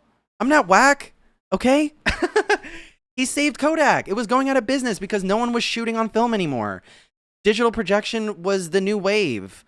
Streaming was becoming a thing. It was going away. Tarantino had a part in that. But Christopher Nolan is the guy. Everyone knows who Tarantino is, but he doesn't make the box office that Christopher Nolan does. He's the only director making original films that has been this consistent. Think about it. Christopher Nolan, in this case, in the case of the Odyssey, I don't know if you've seen it, there was a report that he was the #1 reason why people went to go see that movie. And not the actors. The actors were the second reason, but Christopher Nolan was the reason. He is a brand. He single-handedly, not single-handedly, but he's doing a bulk of the work. It's like when you do a group project. It's like doing a group project, and there's someone who's doing a lot of the work. But if you said that they were doing all the work, you wouldn't get mad at them. That's how I feel about Christopher Nolan in this context. Marty too. Marty shoots on digital sometimes. I'm pretty sure he shot on digital a couple of times. He shot The Irishman digitally, I think. I'm pretty sure he shot that. The save film bit. Oh, you could find out, but that was a Christopher Nolan initiative. It was him. Tarantino was there. Maybe Marty, but he's been the #1 advocate for this format. He's been, and also with the, I think it helps that he's been as prolific as he has, right? Because Quentin Tarantino isn't as prolific. He's got one movie in him, and then he's calling it quits because he's a baby, and he's a Zionist, so he wants to go chill in Israel.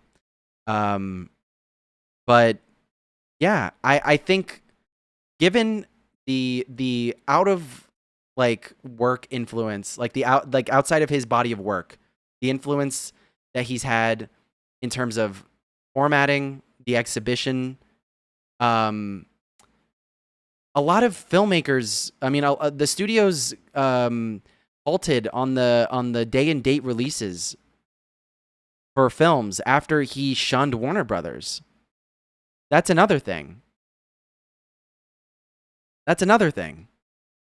But yeah, all those things. He also changed the aesthetics of a lot of films. Like, does Skyfall look and behave the way it is without the Dark Knight? Do a lot of films, like reboots of old series that happened in the late 2000s and in the entire 2010s, exist in the way that they do without Batman Begins? I don't think so. Sure, Casino Royale has a role to play, but he did Batman Begins and Dark Knight back to back. And The Dark Knight made a bigger splash than Casino Royale did. His films consistently have some of the most iconic performances. There's a lot of reasons to put him up here. I just don't see an argument for another director in terms of being definitive. And I think the reception to this movie specifically it's undeniable.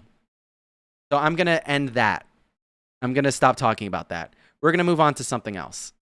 So the last thing I kind of want to talk about before I'm done, because I've been rambling, I'm so sorry, is the third act.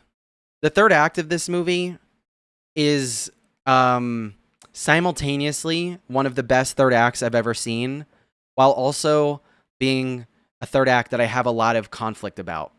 So this film has a lot of moving parts up until that point. His name is synonymous with Film Bros. Exactly. And we're going to go back to this now because you just pulled me back in. I thought I was out and you pull me back in, okay? He is synonymous with Film Bros, and that gives him a bad rap, but it's not his fault that a lot of guys like his movies. A lot of women like his movies too. There's a loud majority. You may call me a film bro, but I think the film bro distinction is for a very specific type of person who only watches specific types of movies. I can go era for era with you, bro. I could. But Nolan is impossible to deny when you watch specifically his later work, I think. I think he's getting much better as he goes along. We're going to talk about his filmography in a minute, but I just want to lock in on the third act because it's one of the best things I've ever seen, and then it's also something I'm very conflicted about because the film has a rhythm to it. Up until that point, it is so hold on. It is so mysterious at points because you keep seeing Athena. You keep seeing these things reincorporate, like Cersei and the undead, and all these people relaying information. Yes, this is a spoiler review. Yes, it's in the description. Spoilers. Spoilers. I've been talking for 2 hours. We're doing spoilers. So you can come back to this. There will be a VOD. It'll be on the channel. You can come back to this. You can watch it as a podcast. I'm doing this for the people who are live, but I'm also doing this for the people who will just come back to this because it's gonna be around. So you can see all of my ranting and raving and my bullshit. So anyway, so third act. Odysseus is being told a lot of things. He's being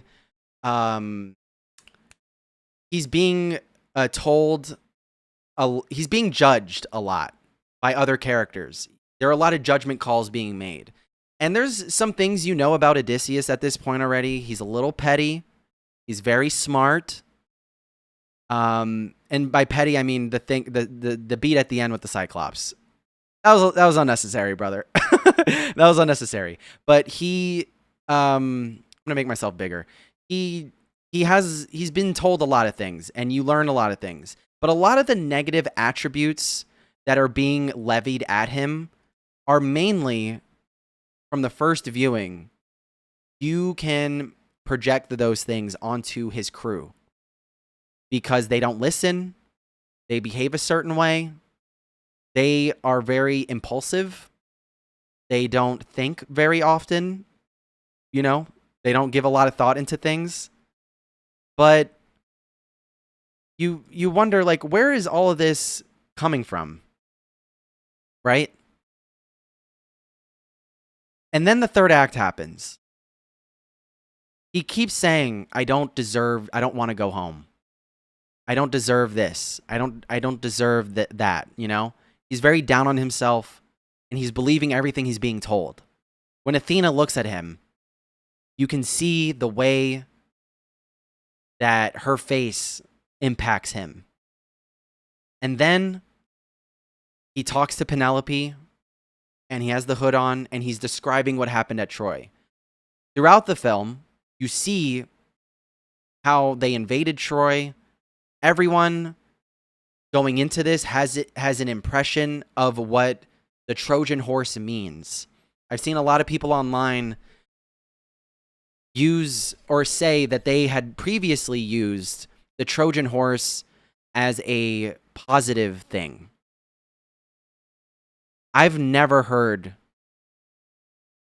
or used the Trojan horse metaphor in a positive light. Because I watched Troy 22 years ago in theaters with my aunt when I was a little boy, not understanding what was going on. But you watch that movie, whether it's accurate to the Iliad or not, or even the Odyssey, because I think that portion was taken from the Odyssey and put in the movie, even though it's an adaptation of the Iliad.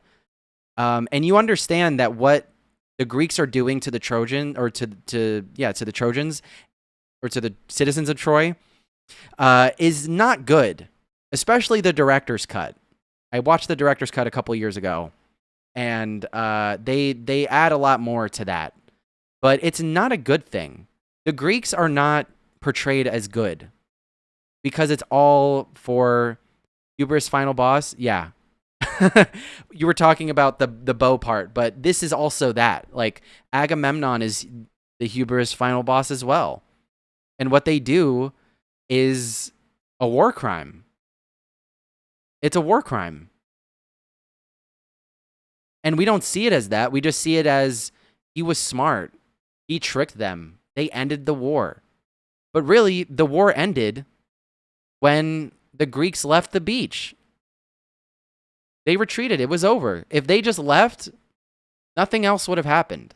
But what do they gain from sacking Troy? Nothing really. They did it out of pride. And you can relay that to a lot of different things that are happening right now. When this sequence unfolded and you started to see the depths of what happened, and he portrays it a certain way, I just started crying. A core theme of the Odyssey is hospitality, and the story is a focus on the perversion of it. Yeah, I agree. And so once they sack Troy and we're following Odysseus, witness what his men are doing to these people. You don't see a lot of it. This is a rated R movie, but you don't see a lot of throats being slit. You see a couple. You see a lot of implied violence. You don't see like sexual assault or anything like that. Like, you don't see sexual violence occur, but he shoots it in a certain way that makes you understand exactly what is going on. Things are being lit on fire. Buildings are being destroyed, collapsing in the frame. It looks like anything that you've seen on TV or on your phone in the last 20 years. It looks like Afghanistan. It looks like Iraq. It looks like Gaza. It looks like all of these things. It looks like Ukraine. It looks like all of these places that have been destroyed by a more powerful group. For nothing. For nothing. And so Odysseus is walking through this war crime that he caused. And again, you don't see everything, but there's smoke from the fire, and that adds a level of haziness to it. It adds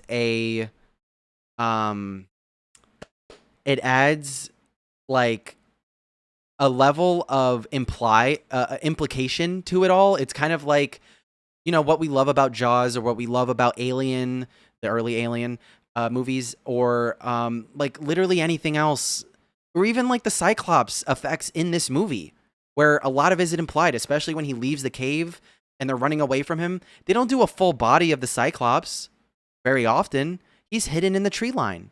There's implication of a threat. There's implication. Your brain is doing all the fucking work. And so you're watching all this unfold, and then a woman is brought to his knees, or a woman is brought to his feet, and she's on her knees, and she looks up, and it's Athena. It's the woman that he's been seeing this whole time, and it all comes full circle. That is so brilliant. Because that could have just been, it could have been forthcoming. He could have been forthcoming with that information. And it's not really a twist, but it's a revelation. And that's the point. It's his revelation. And we have to go, and that's what makes this movie so good, is because the theme and the intention of the movie is inextricably linked to the main character's journey.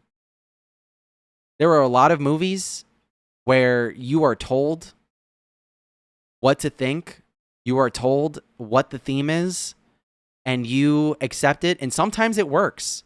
There's a lot of movies where that works. Like Mother. I love Mother. The Darren Aronofsky film starring Jennifer Lawrence. I love that movie. It's not subtle at all, but that's the point. That movie's an exercise in anger. This does a formula that is foolproof. It's incredible. Malcolm X does the same thing. I was talking about Malcolm X earlier. It does the same thing. The theme, the journey are together. That movie is 3.5 hours because the journey matters. And you have to feel the journey. You have to feel like you went through all of those levels of evolution with Malcolm. And the Odyssey is the same. And so when that revelation is made, it makes you know that a second watch is necessary, because you have to read into Matt Damon's performance more. And I love that about movies. And so everything that happened within that third act, I was so impressed. I felt a lot. I was crying. My heart was beating out of my chest, but I was so impressed that he can still do this. That Christopher Nolan still has these tricks up his sleeve 25 years into the game, since Memento. Because Following is a good movie, but the twist is like whatever. There's like 3 characters in that movie. From Memento to now, he has continuously made these strides in his ability to tell a narrative. You know what I mean? But the thing that I have a hard time with this movie is the fact that he comes to this realization, and then to get out of, to conquer, all these suitors that are taking basically his home hostage, he murders all of them. His revelation is that, like, murder is bad, that, like, hospitality is obviously a big theme in it, but I think in the context of now, Christopher Nolan has been making a lot of movies about violence and about people who have the power to do violence, and whether or not, like, they should have that power, right? In Dunkirk, you're watching characters trying to survive violence. It's a war movie, but it's not really, they're not at war. You know? They're trying to survive. It's a survival movie. And so you're just watching them and you want them to just get out of there. You want them to every scene in it that you get reprieve from is like gold. And there's like 3 minutes of that hour and 45-minute movie that you feel any sense of relief. You know? And after that was Tenet. Tenet, the antagonist, has all the power in the world. He can literally turn back time and abuse his wife whenever he wants. And he decides he wants to end the world because he can't have her. That movie's about an abusive relationship with power dynamics. The heart of that movie, I mean, the protagonist, played by John David Washington, doesn't have a whole lot of character, but the heart of that movie is Elizabeth Debicki's journey to overcome the abuse in her marriage. And then Oppenheimer is self-explanatory. It's about the creation of the nuclear bomb. And this is spiritually, like everyone's saying, like Christopher Nolan has acknowledged, you know, in his interviews, especially with Jon Stewart, that this is a spiritual, you know, sequel or a sister cousin movie to Oppenheimer about violence. And so when this movie, one of the big payoffs is him murdering, you know, Robert Pattinson's character, who is a draft dodger. I don't see how that thematically is consistent. And I have a hard time with that because these movies have a point of view on like what the right thing to do is. You know what I mean? Does that make sense? The Trojan horse sets up that after that one action, Zeus's law, is the sunsetting of their honor system and Odysseus slaying the suitors, is the nail in the coffin that will reverberate through Greece. Yes. I also feel like in a granular way that it's like, you know, Eve biting the apple. It's Oppenheimer creating the bomb. The chain reaction that he sees as a vision of the whole world being on fire. That's sort of what this movie is. But again, thematically speaking, I don't see how that matches with him murdering everyone in that room at the end. And then he sails off into the sunset, and it's mildly triumphant, but he still reminds you of, because the last image is this, right? I think I need to see it. I mean, I'm seeing it again tomorrow, but I think there's something to be said about that inconsistency. I think there's a moral inconsistency in that. I could be wrong. If you guys disagree, let me know. Think about it. You can put it in the comment later. That's just how I feel. Now,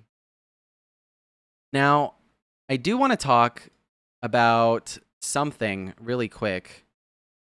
But I wonder... hold on.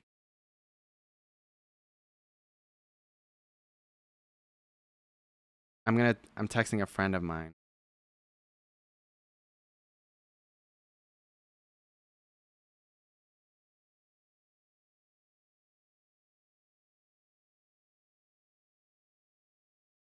Okay.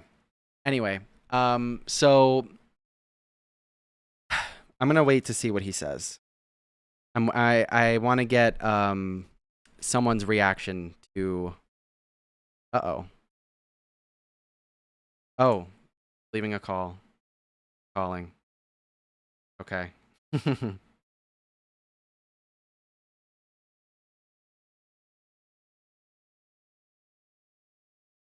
Okay. All right, here we go.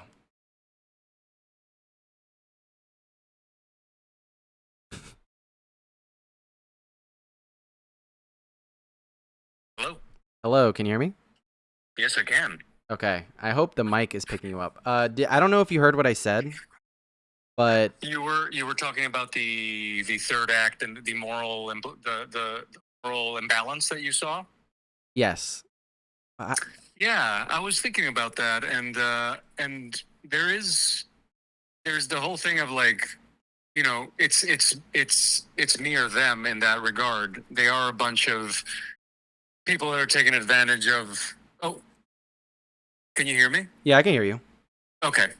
Sorry, I muted the TV, so that since the stream is going quicker, I'm thinking that you're talking and I'm muted. No, you're good. My You're bad. good. Yeah. So yeah, the religion and the, well, not the religion, but yeah, the way the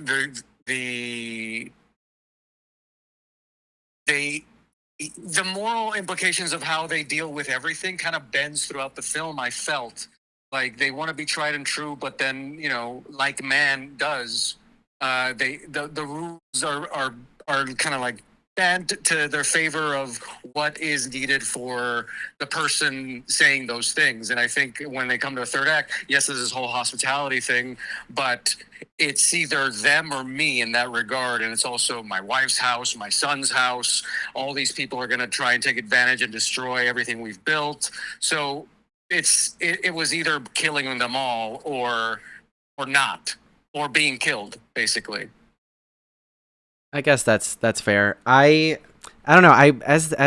Oh wait, hold on. I put the gain a little bit too high. I was thinking, I was like wondering, like, what if he just like showed up and was like, "Hey, baby, I'm home," you know? Yeah, but then he can't just aura farm behind the sliding door and make everyone leave. Like, everyone there is already like foaming at the mouth to kill his son and to take his wife. You know, like, it's already so pent up for 20 years that you have to kill them. I guess that's fair.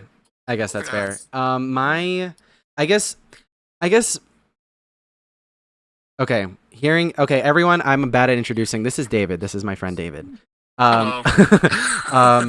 So, okay, so, all right, you made me reconsider. I think my main beef is that it's too triumphant when he's doing it.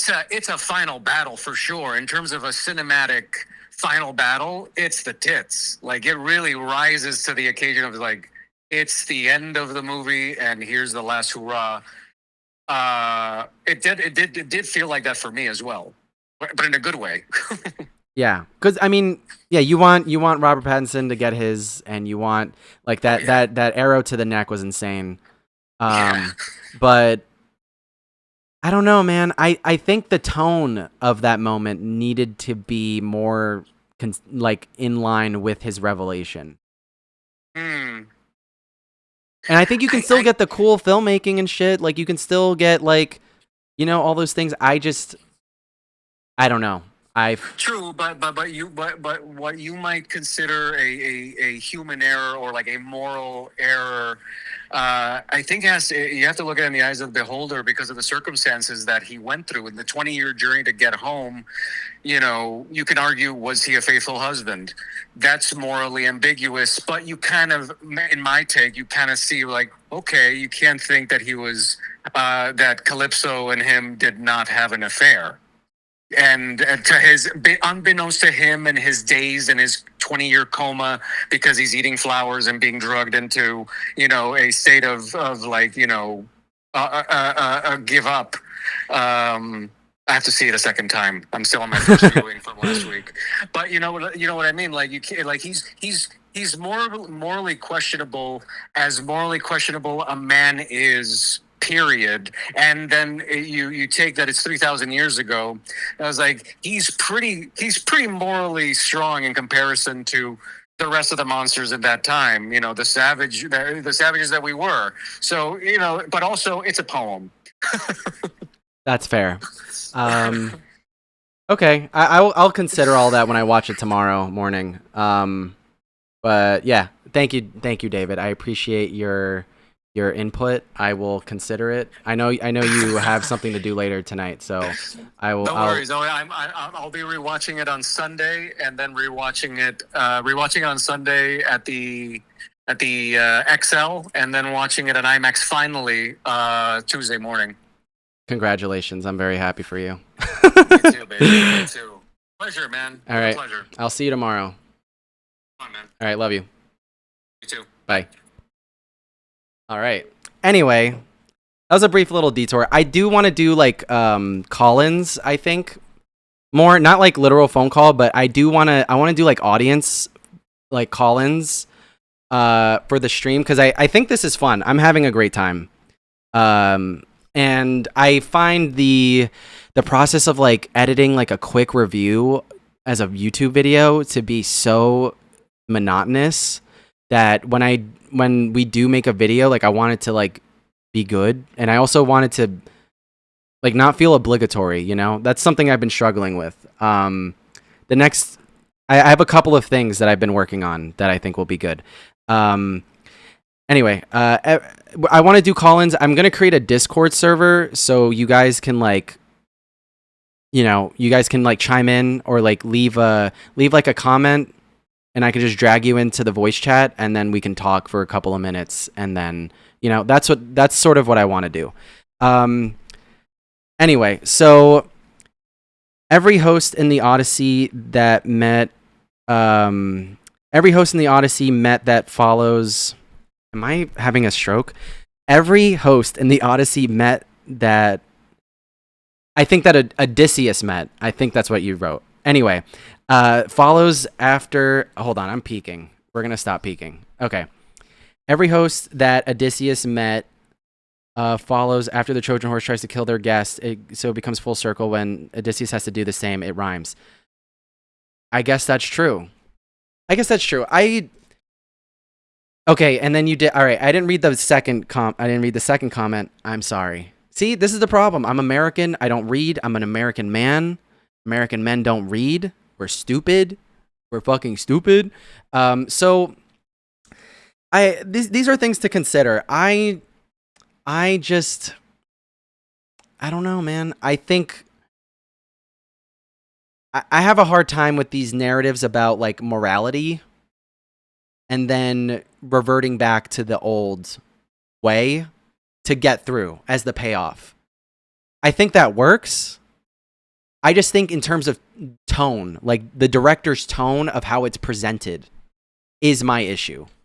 I think you can do it as plot, as writing, but I think there's a difference between tone, the director's tone of his presentation, and the literal events that are happening. Does that make sense? I'll maybe bring this up again when we talk about Spider-Man in 2 weeks or 3 weeks, however many weeks it is. Anyway, so all of that to say, all of the performances are incredible. The visual effects are astounding. The blending of practical, computer, and everything in between truly synergized in this film. The pacing, I haven't heard a bad thing about it from a single person. Normie, filmmaker, in between. Haven't heard a bad thing. It's incredibly gorgeous. I have rarely been impressed coming out of a film. Not like while watching it. I've been impressed many times watching a movie. You've seen it on this channel where I'm like, whoa, all the time. All the time. But as I keep thinking about this movie, I cannot help but think about how much of a unicorn this film is like now. Like this is such an incredibly important movie. Not just thematically, but in terms of the work. The work is truly impressive. And you could have an underwhelming reaction to it. You could not like it. It could not be your style. But this film is undeniable in a lot of ways. Personally, I'm giving this film a 9, a very light 9, a very strong 8. This is a 9 though. For now, we'll see how I feel tomorrow. But I do want to end with a quick conversation that needs to be had. Okay? There is a quick conversation that needs to be had, and I think it's important. Hold on. I'm going to set it up right now because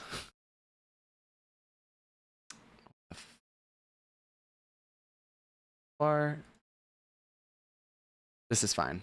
Okay. There is a conversation that needs to be had about Nolan's filmography. All right. I'm on Letterboxd. Follow me on Letterboxd at baldbitch. It's the funniest name on the website.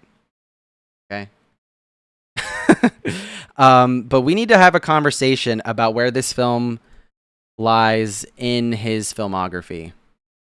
I think we need to talk about this. Okay. You might have seen Glenn and I's ranking of his filmography many, many years ago when Oppenheimer came out. And I do not have Oppenheimer ranked on here because we did not do that. Personally, I think it was the best Nolan could do while being a slave to what has to happen in the Odyssey. I do agree with you, though. I guess that's fair.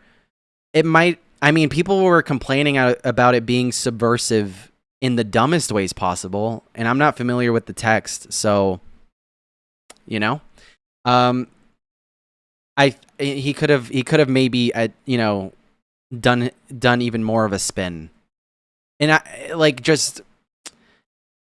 it's very subtle. I'm not asking for a big change. I think, okay, you know what? Let me just go back. Let me go back to the Trojan horse. I'm going to tell you exactly how I think it should have happened. Oh, I'm gone. Whoop, I'm back. Okay, so we're in the third act, right? He's killed everyone. He's sitting there. He has spears in him, arrows in him, in his back, in his chest, in his side, whatever.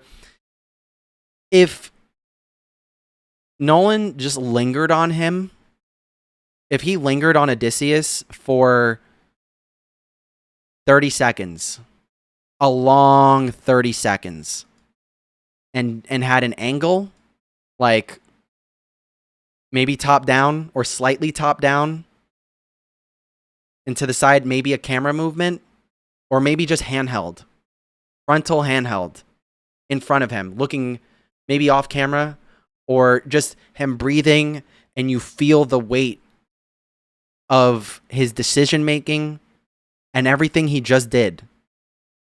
That would have null and voided everything I just said for the last 20 minutes, 30 minutes even. It wouldn't have mattered. I think in terms of tone, there needs to be a recognition of what's happening. And it didn't really last that long because Jennifer Lame, her editing style, she likes to just keep things moving. So he's suddenly in Penelope's arms, and then we're wrapping it up, I think that moment would have been the perfect time to breathe, because everything before that was nonstop. It was high octane, But anyway, ADD brain. We're going back to the list. So this is my current Nolan ranking as of, and was this a long time ago? I did not put Oppenheimer in here. And this list has changed a lot, I think. I'm sorry, my ears, this has been in my ears for too long. I don't wear this shit often. I usually do over the ear. It's fucking with me. Anyway, so this is my current, this is my current ranking of Christopher Nolan's filmography. I would change a lot of this. The reason why we did this ranking back then was because I felt personally it was the right time to, evaluate his filmography in a serious way. Because with every movie of a filmmaker that is prolific or that has acclaim and that has the attention of the audience, everyone is constantly ranking their movies, right? You could think about, Tarantino. There's always a ranking whenever his movies comes out, or whenever his movies come out, or maybe Guillermo del Toro or whoever. Name a director who is still working. They're always ranking his work or her work. They're always ranking it. I fundamentally believe that it's better to rank a filmmaker's filmography when they're done. Either when they're retired for good, like actually retired, not Michael Jordan retired, not Steven Soderbergh retired, not Daniel Day-Lewis retired, like actually retired, okay? John Cena retired. Not Hulk Hogan retired, John Cena retired, okay? So this felt like a good time because an era of his ended. There was like an official cutoff point in his filmography between his starting out and then his Warner Brothers work, and then he left Warner Brothers. He's never going to make a movie for them ever again. And now he's working for Universal. So before that Universal era began, it was time to rank it, in my view. And so this is what I came up with.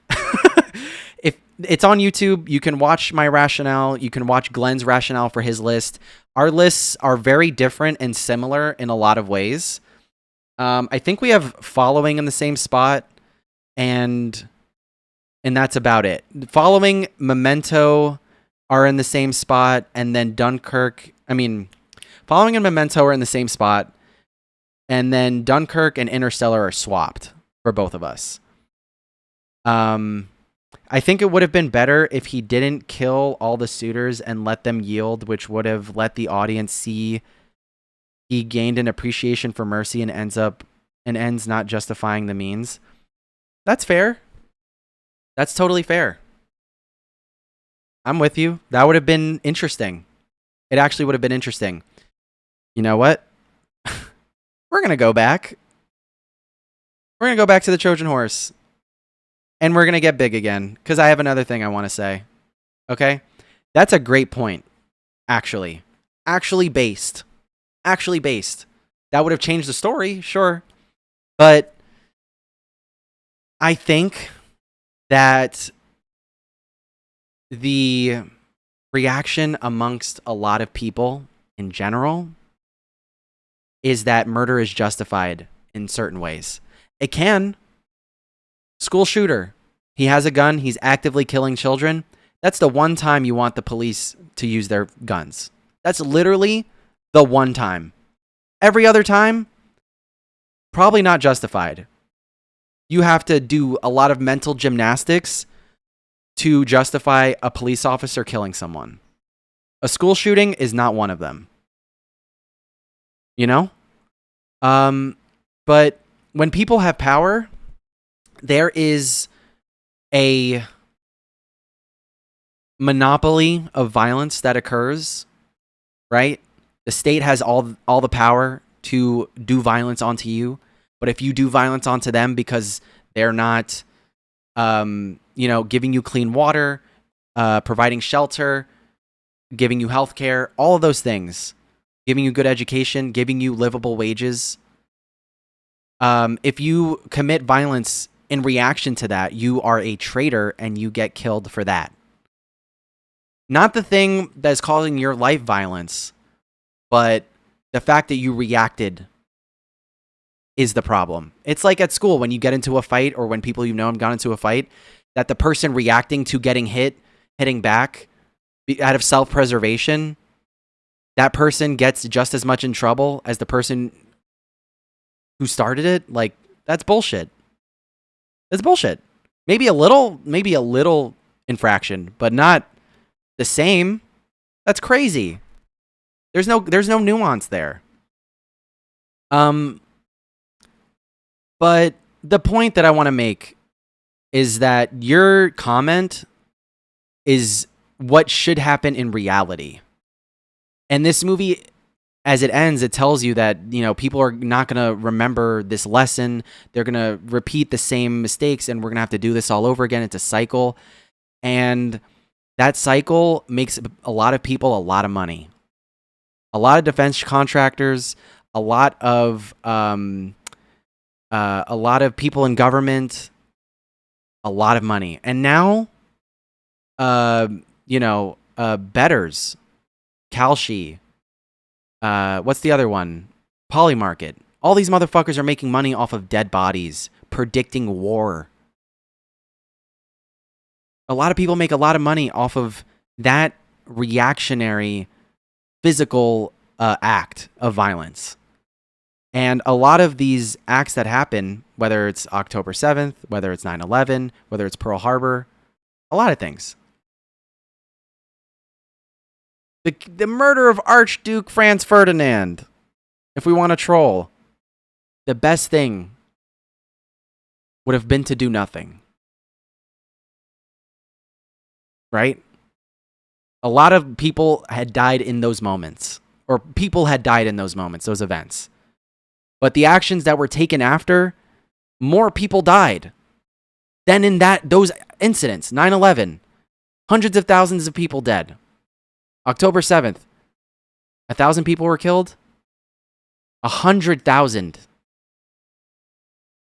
in its wake. Confirmed, almost. It's almost 100,000. The best thing would be to do nothing and figure it out a different way, diplomacy or literally anything else. But there is a profit motive. It is baked into our social contract that you are allowed to kill people for some reason, even though a lot of these figures are God-fearing. But they think that God doesn't care because you're wearing a shield or you're wearing a uniform or you're licensed to hold a gun or you have your finger on the button that you're allowed to just kill people. There's nowhere in the 10 Commandments, if you're pretending to be some God-fearing man, right? Nowhere in the 10 Commandments where it says, thou shalt not kill, in fine print, unless they're in your house, unless they bomb your ship, unless they react to your oppression. Like, it doesn't say that, ever. You know what I mean? That's my rant. We're moving on. Oh, I vanished. Okay. His filmography.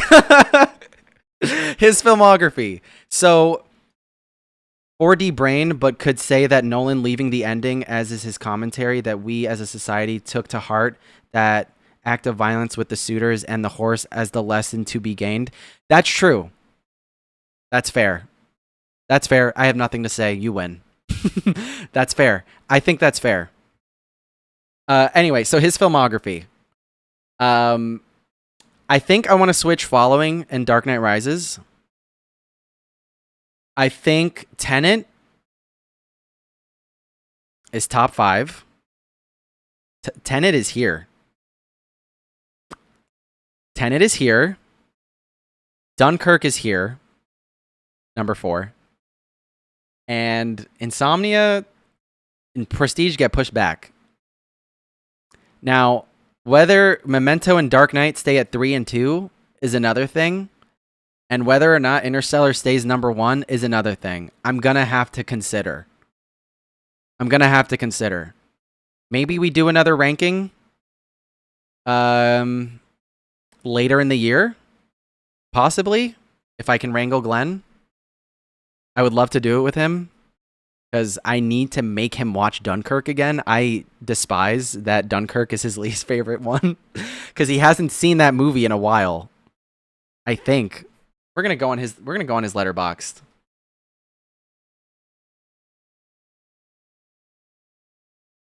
You know what? I can't. I tried to search for him. I couldn't find him. We're gonna look for his. We're gonna look for his thing. This is also self promo for him because I'm a nice guy. Where is he? Not here.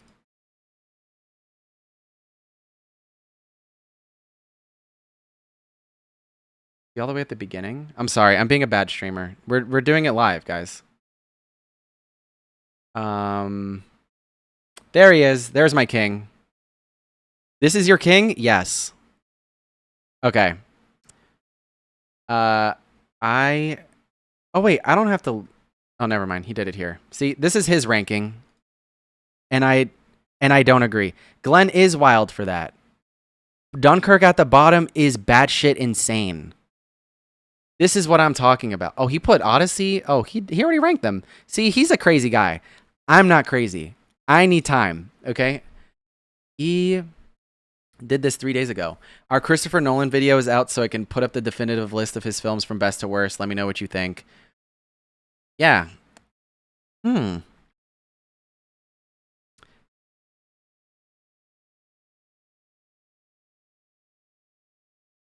I'm looking at the list.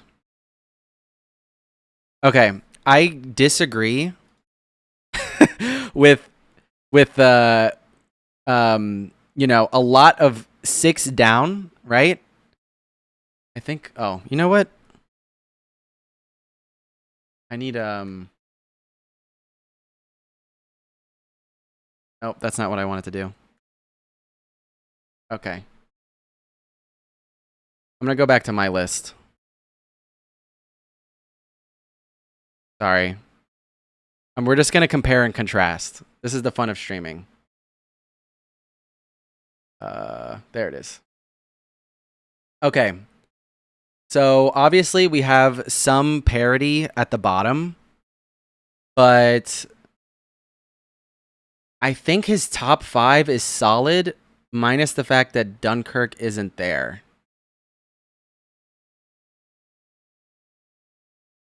This is hard because he made 2 bangers in a row. He made 2 bangers in a row with Oppenheimer and the Odyssey. So his top 6 for me, in no particular order, is The Dark Knight, Interstellar, Oppenheimer, Odyssey, Memento, Dunkirk. That's his top 6.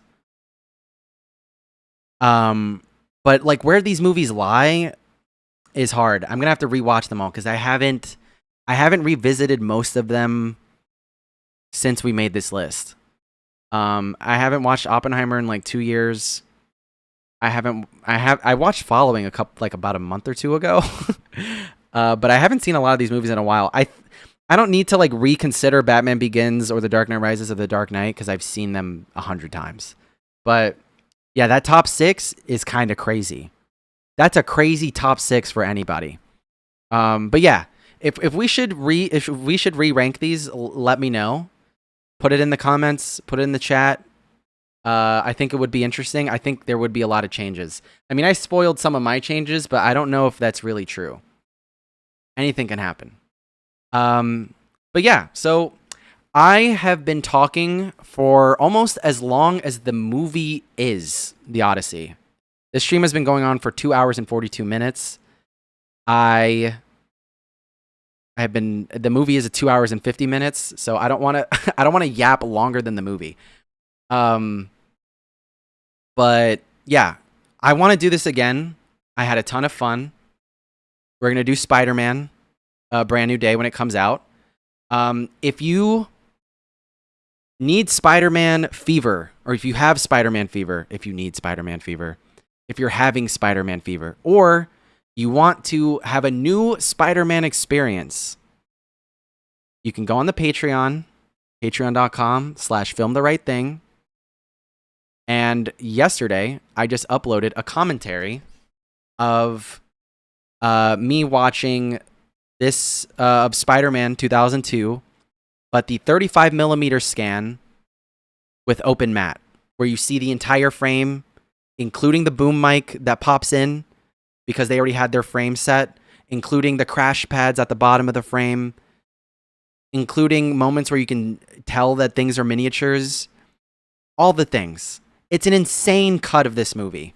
I'm actually going to show you what the image looks like. It actually is pretty insane. Vince, my friends like Memento less on a rewatch, which I find interesting. I think it really holds up. The thing about Memento is that your friends are crazy. That's the thing about Memento. Because, like, I don't know if you agree, but Memento works on multiple watches because the film is edited to give you the feeling of short-term memory. So when you revisit the film and you've spent a lot of time away from it, you feel that sense of memory loss. You don't remember why he doesn't have the ability to remember. It's hard to remember exactly why he makes the choices that he does at the end of the film. It's an incredibly effective tool where this could be a gimmick and it's not. It's so impressive. It's such an impressive movie. This was his second feature. Insane.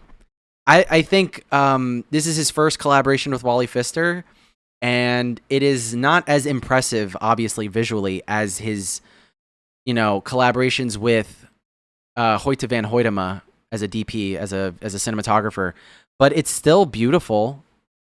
Look at this image. It's still beautiful. And it's not as sloppy as some of the shots in like Inception or Batman Begins. Oh my God. It has a very nice look to it, and I think a lot of the strengths of the film are its foundation and the performances, in my view. Memento, Oppenheimer, Dark Knight, Inception are my top 4. Inception. I don't agree about that. I don't know.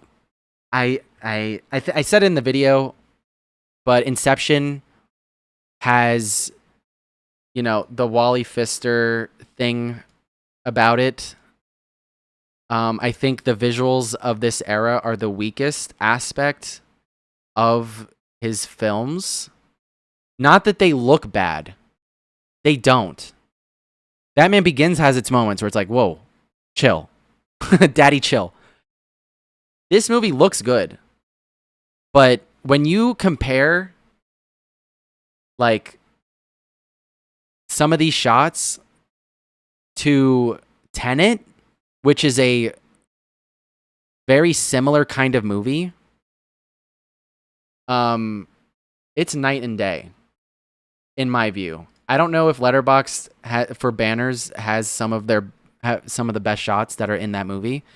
It does help that a lot of this was shot in 70 millimeter.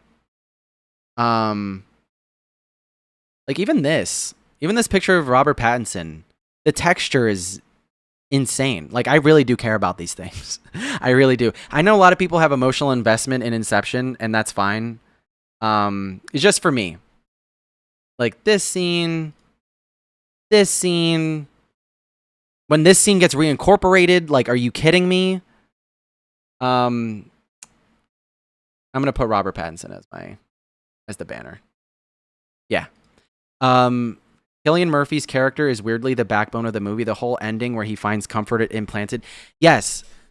So that's why I feel that Tenet and Inception are thematically similar, because not only are they Nolan's take on James Bond, but they're also films about time, and they're also films that are emotionally distant in a lot of ways, but there is one emotional core to each of them. In Inception, it's Cillian Murphy's character. I don't think Cobb is that compelling as a protagonist. It's Leonardo DiCaprio, so you're gonna watch him. He's Leonardo DiCaprio. And Marion Cotillard is an incredible actor, right? Some of those, like the moment where she falls out of the window in the hotel, like that shit's stupid. Right? It's stupid. But like the emotional core of that movie is Cillian Murphy and his relationship with his father, and the whole heist is him trying to get to the core of who he is. And watching him be afraid and going on that journey with him is very important. And Elizabeth Debicki in Tenet is like what I said before, her trying to overcome the abuse in her marriage and finally stand up to this evil man. Evil. Pure evil. And it's also got just so much riz. Tenet just has so much riz. The Ludwig Göransson score. When I saw this film in 70mm IMAX, brother. Oh man. Where's my review? What did I say? Finally got to see this in 70mm IMAX, even better the third time, even better in the biggest screen in the Western Hemisphere. This guy Nolan just knows what he's doing. I don't know what to say. It's true. It hits different in a theater. It's crazy. Anyway, so as I was saying, I was doing self-promo. I was doing self-promo. I'm enjoying my little ADD little moments here. But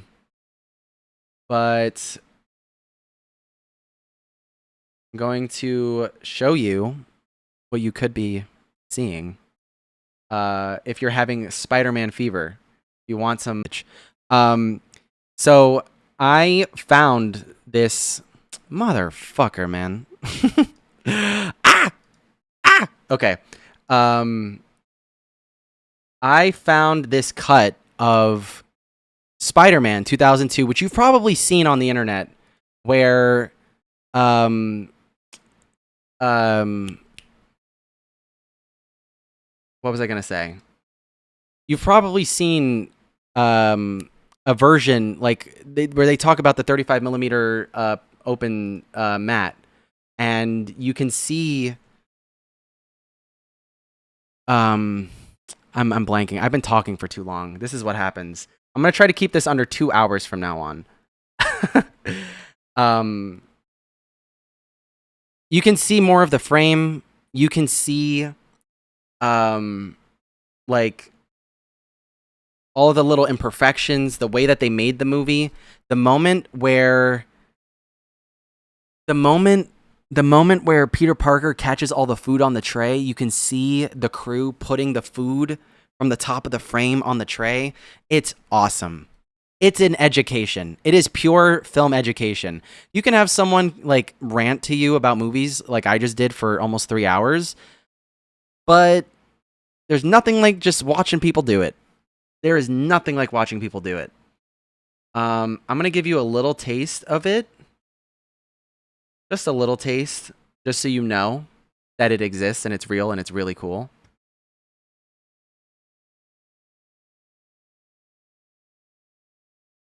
And then we're going to head out.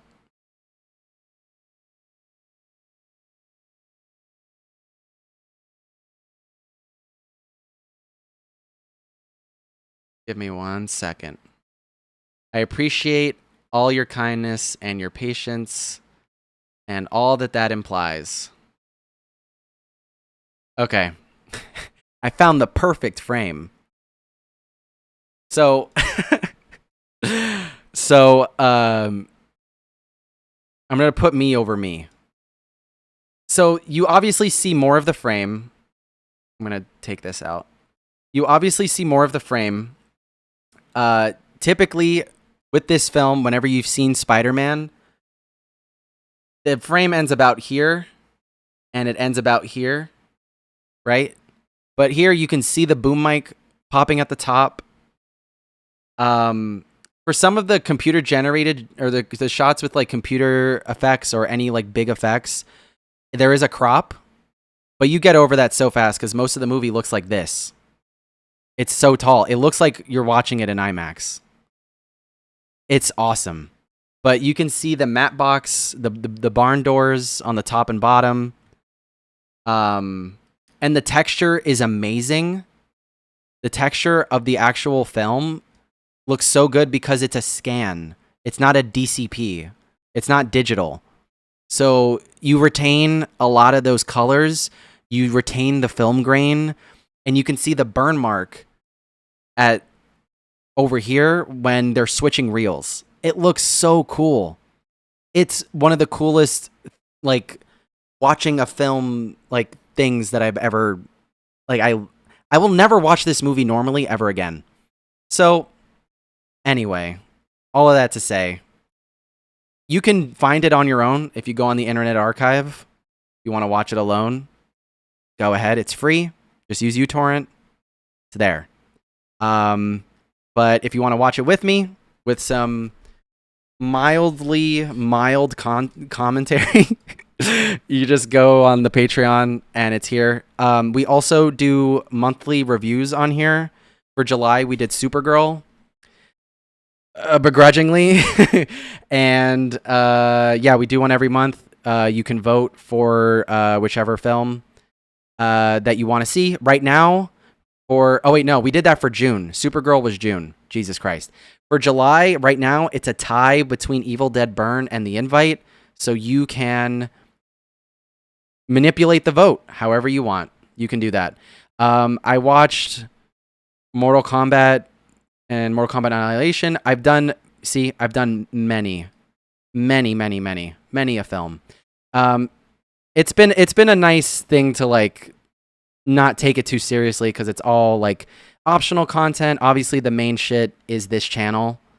But I've had a lot of fun over there because I've just got to like experiment and get used to the camera stuff and really just get ready for this kind of. I really like, streaming. I think this is fun. Hold on, I didn't read this comment. I also generally don't agree with the criticisms about Inception not being dreamlike because the construction of the dreams are from an architect's mind. I didn't even know that was a real, like, criticism. I think the main criticism of Inception is the dialogue and the exposition. Like, that's the one that I've latched onto that has sort of plagued a lot of his movies. But yeah, I've never really heard that before. I think there are select, like, interesting, incredible shots. That, the town going on top of itself, folding on itself that you saw, emulated in Doctor Strange, going back to his fucking influence. The shot behind Leonardo DiCaprio with the water blasting through, all the slow-mo going down. Like, there's a lot of, like, interesting shots. I'm emotionally not as attached to that movie, and I have, like, aesthetic gripes with it. It's a fun movie, though. I'm not saying it's bad at all. We're talking about good and great. That's his whole filmography, except for The Dark Knight Rises. Good and great. And all-timers, So, yeah, that's about it. I had a blast. This is like my new favorite shirt now. I love living in Mumdonistan. I love all of the things that have happened recently in this city. I love my city. I love movies, and that's about it. I'm gonna go eat now. I'm hungry. This stream lasted longer than the movie. I didn't want to do this, but somehow 15 minutes goes by, and suddenly we're here. So I appreciate you guys popping in and out and sticking with it. And I had a blast. The next one will be a full hour shorter, I swear. Bye-bye. Bye-bye.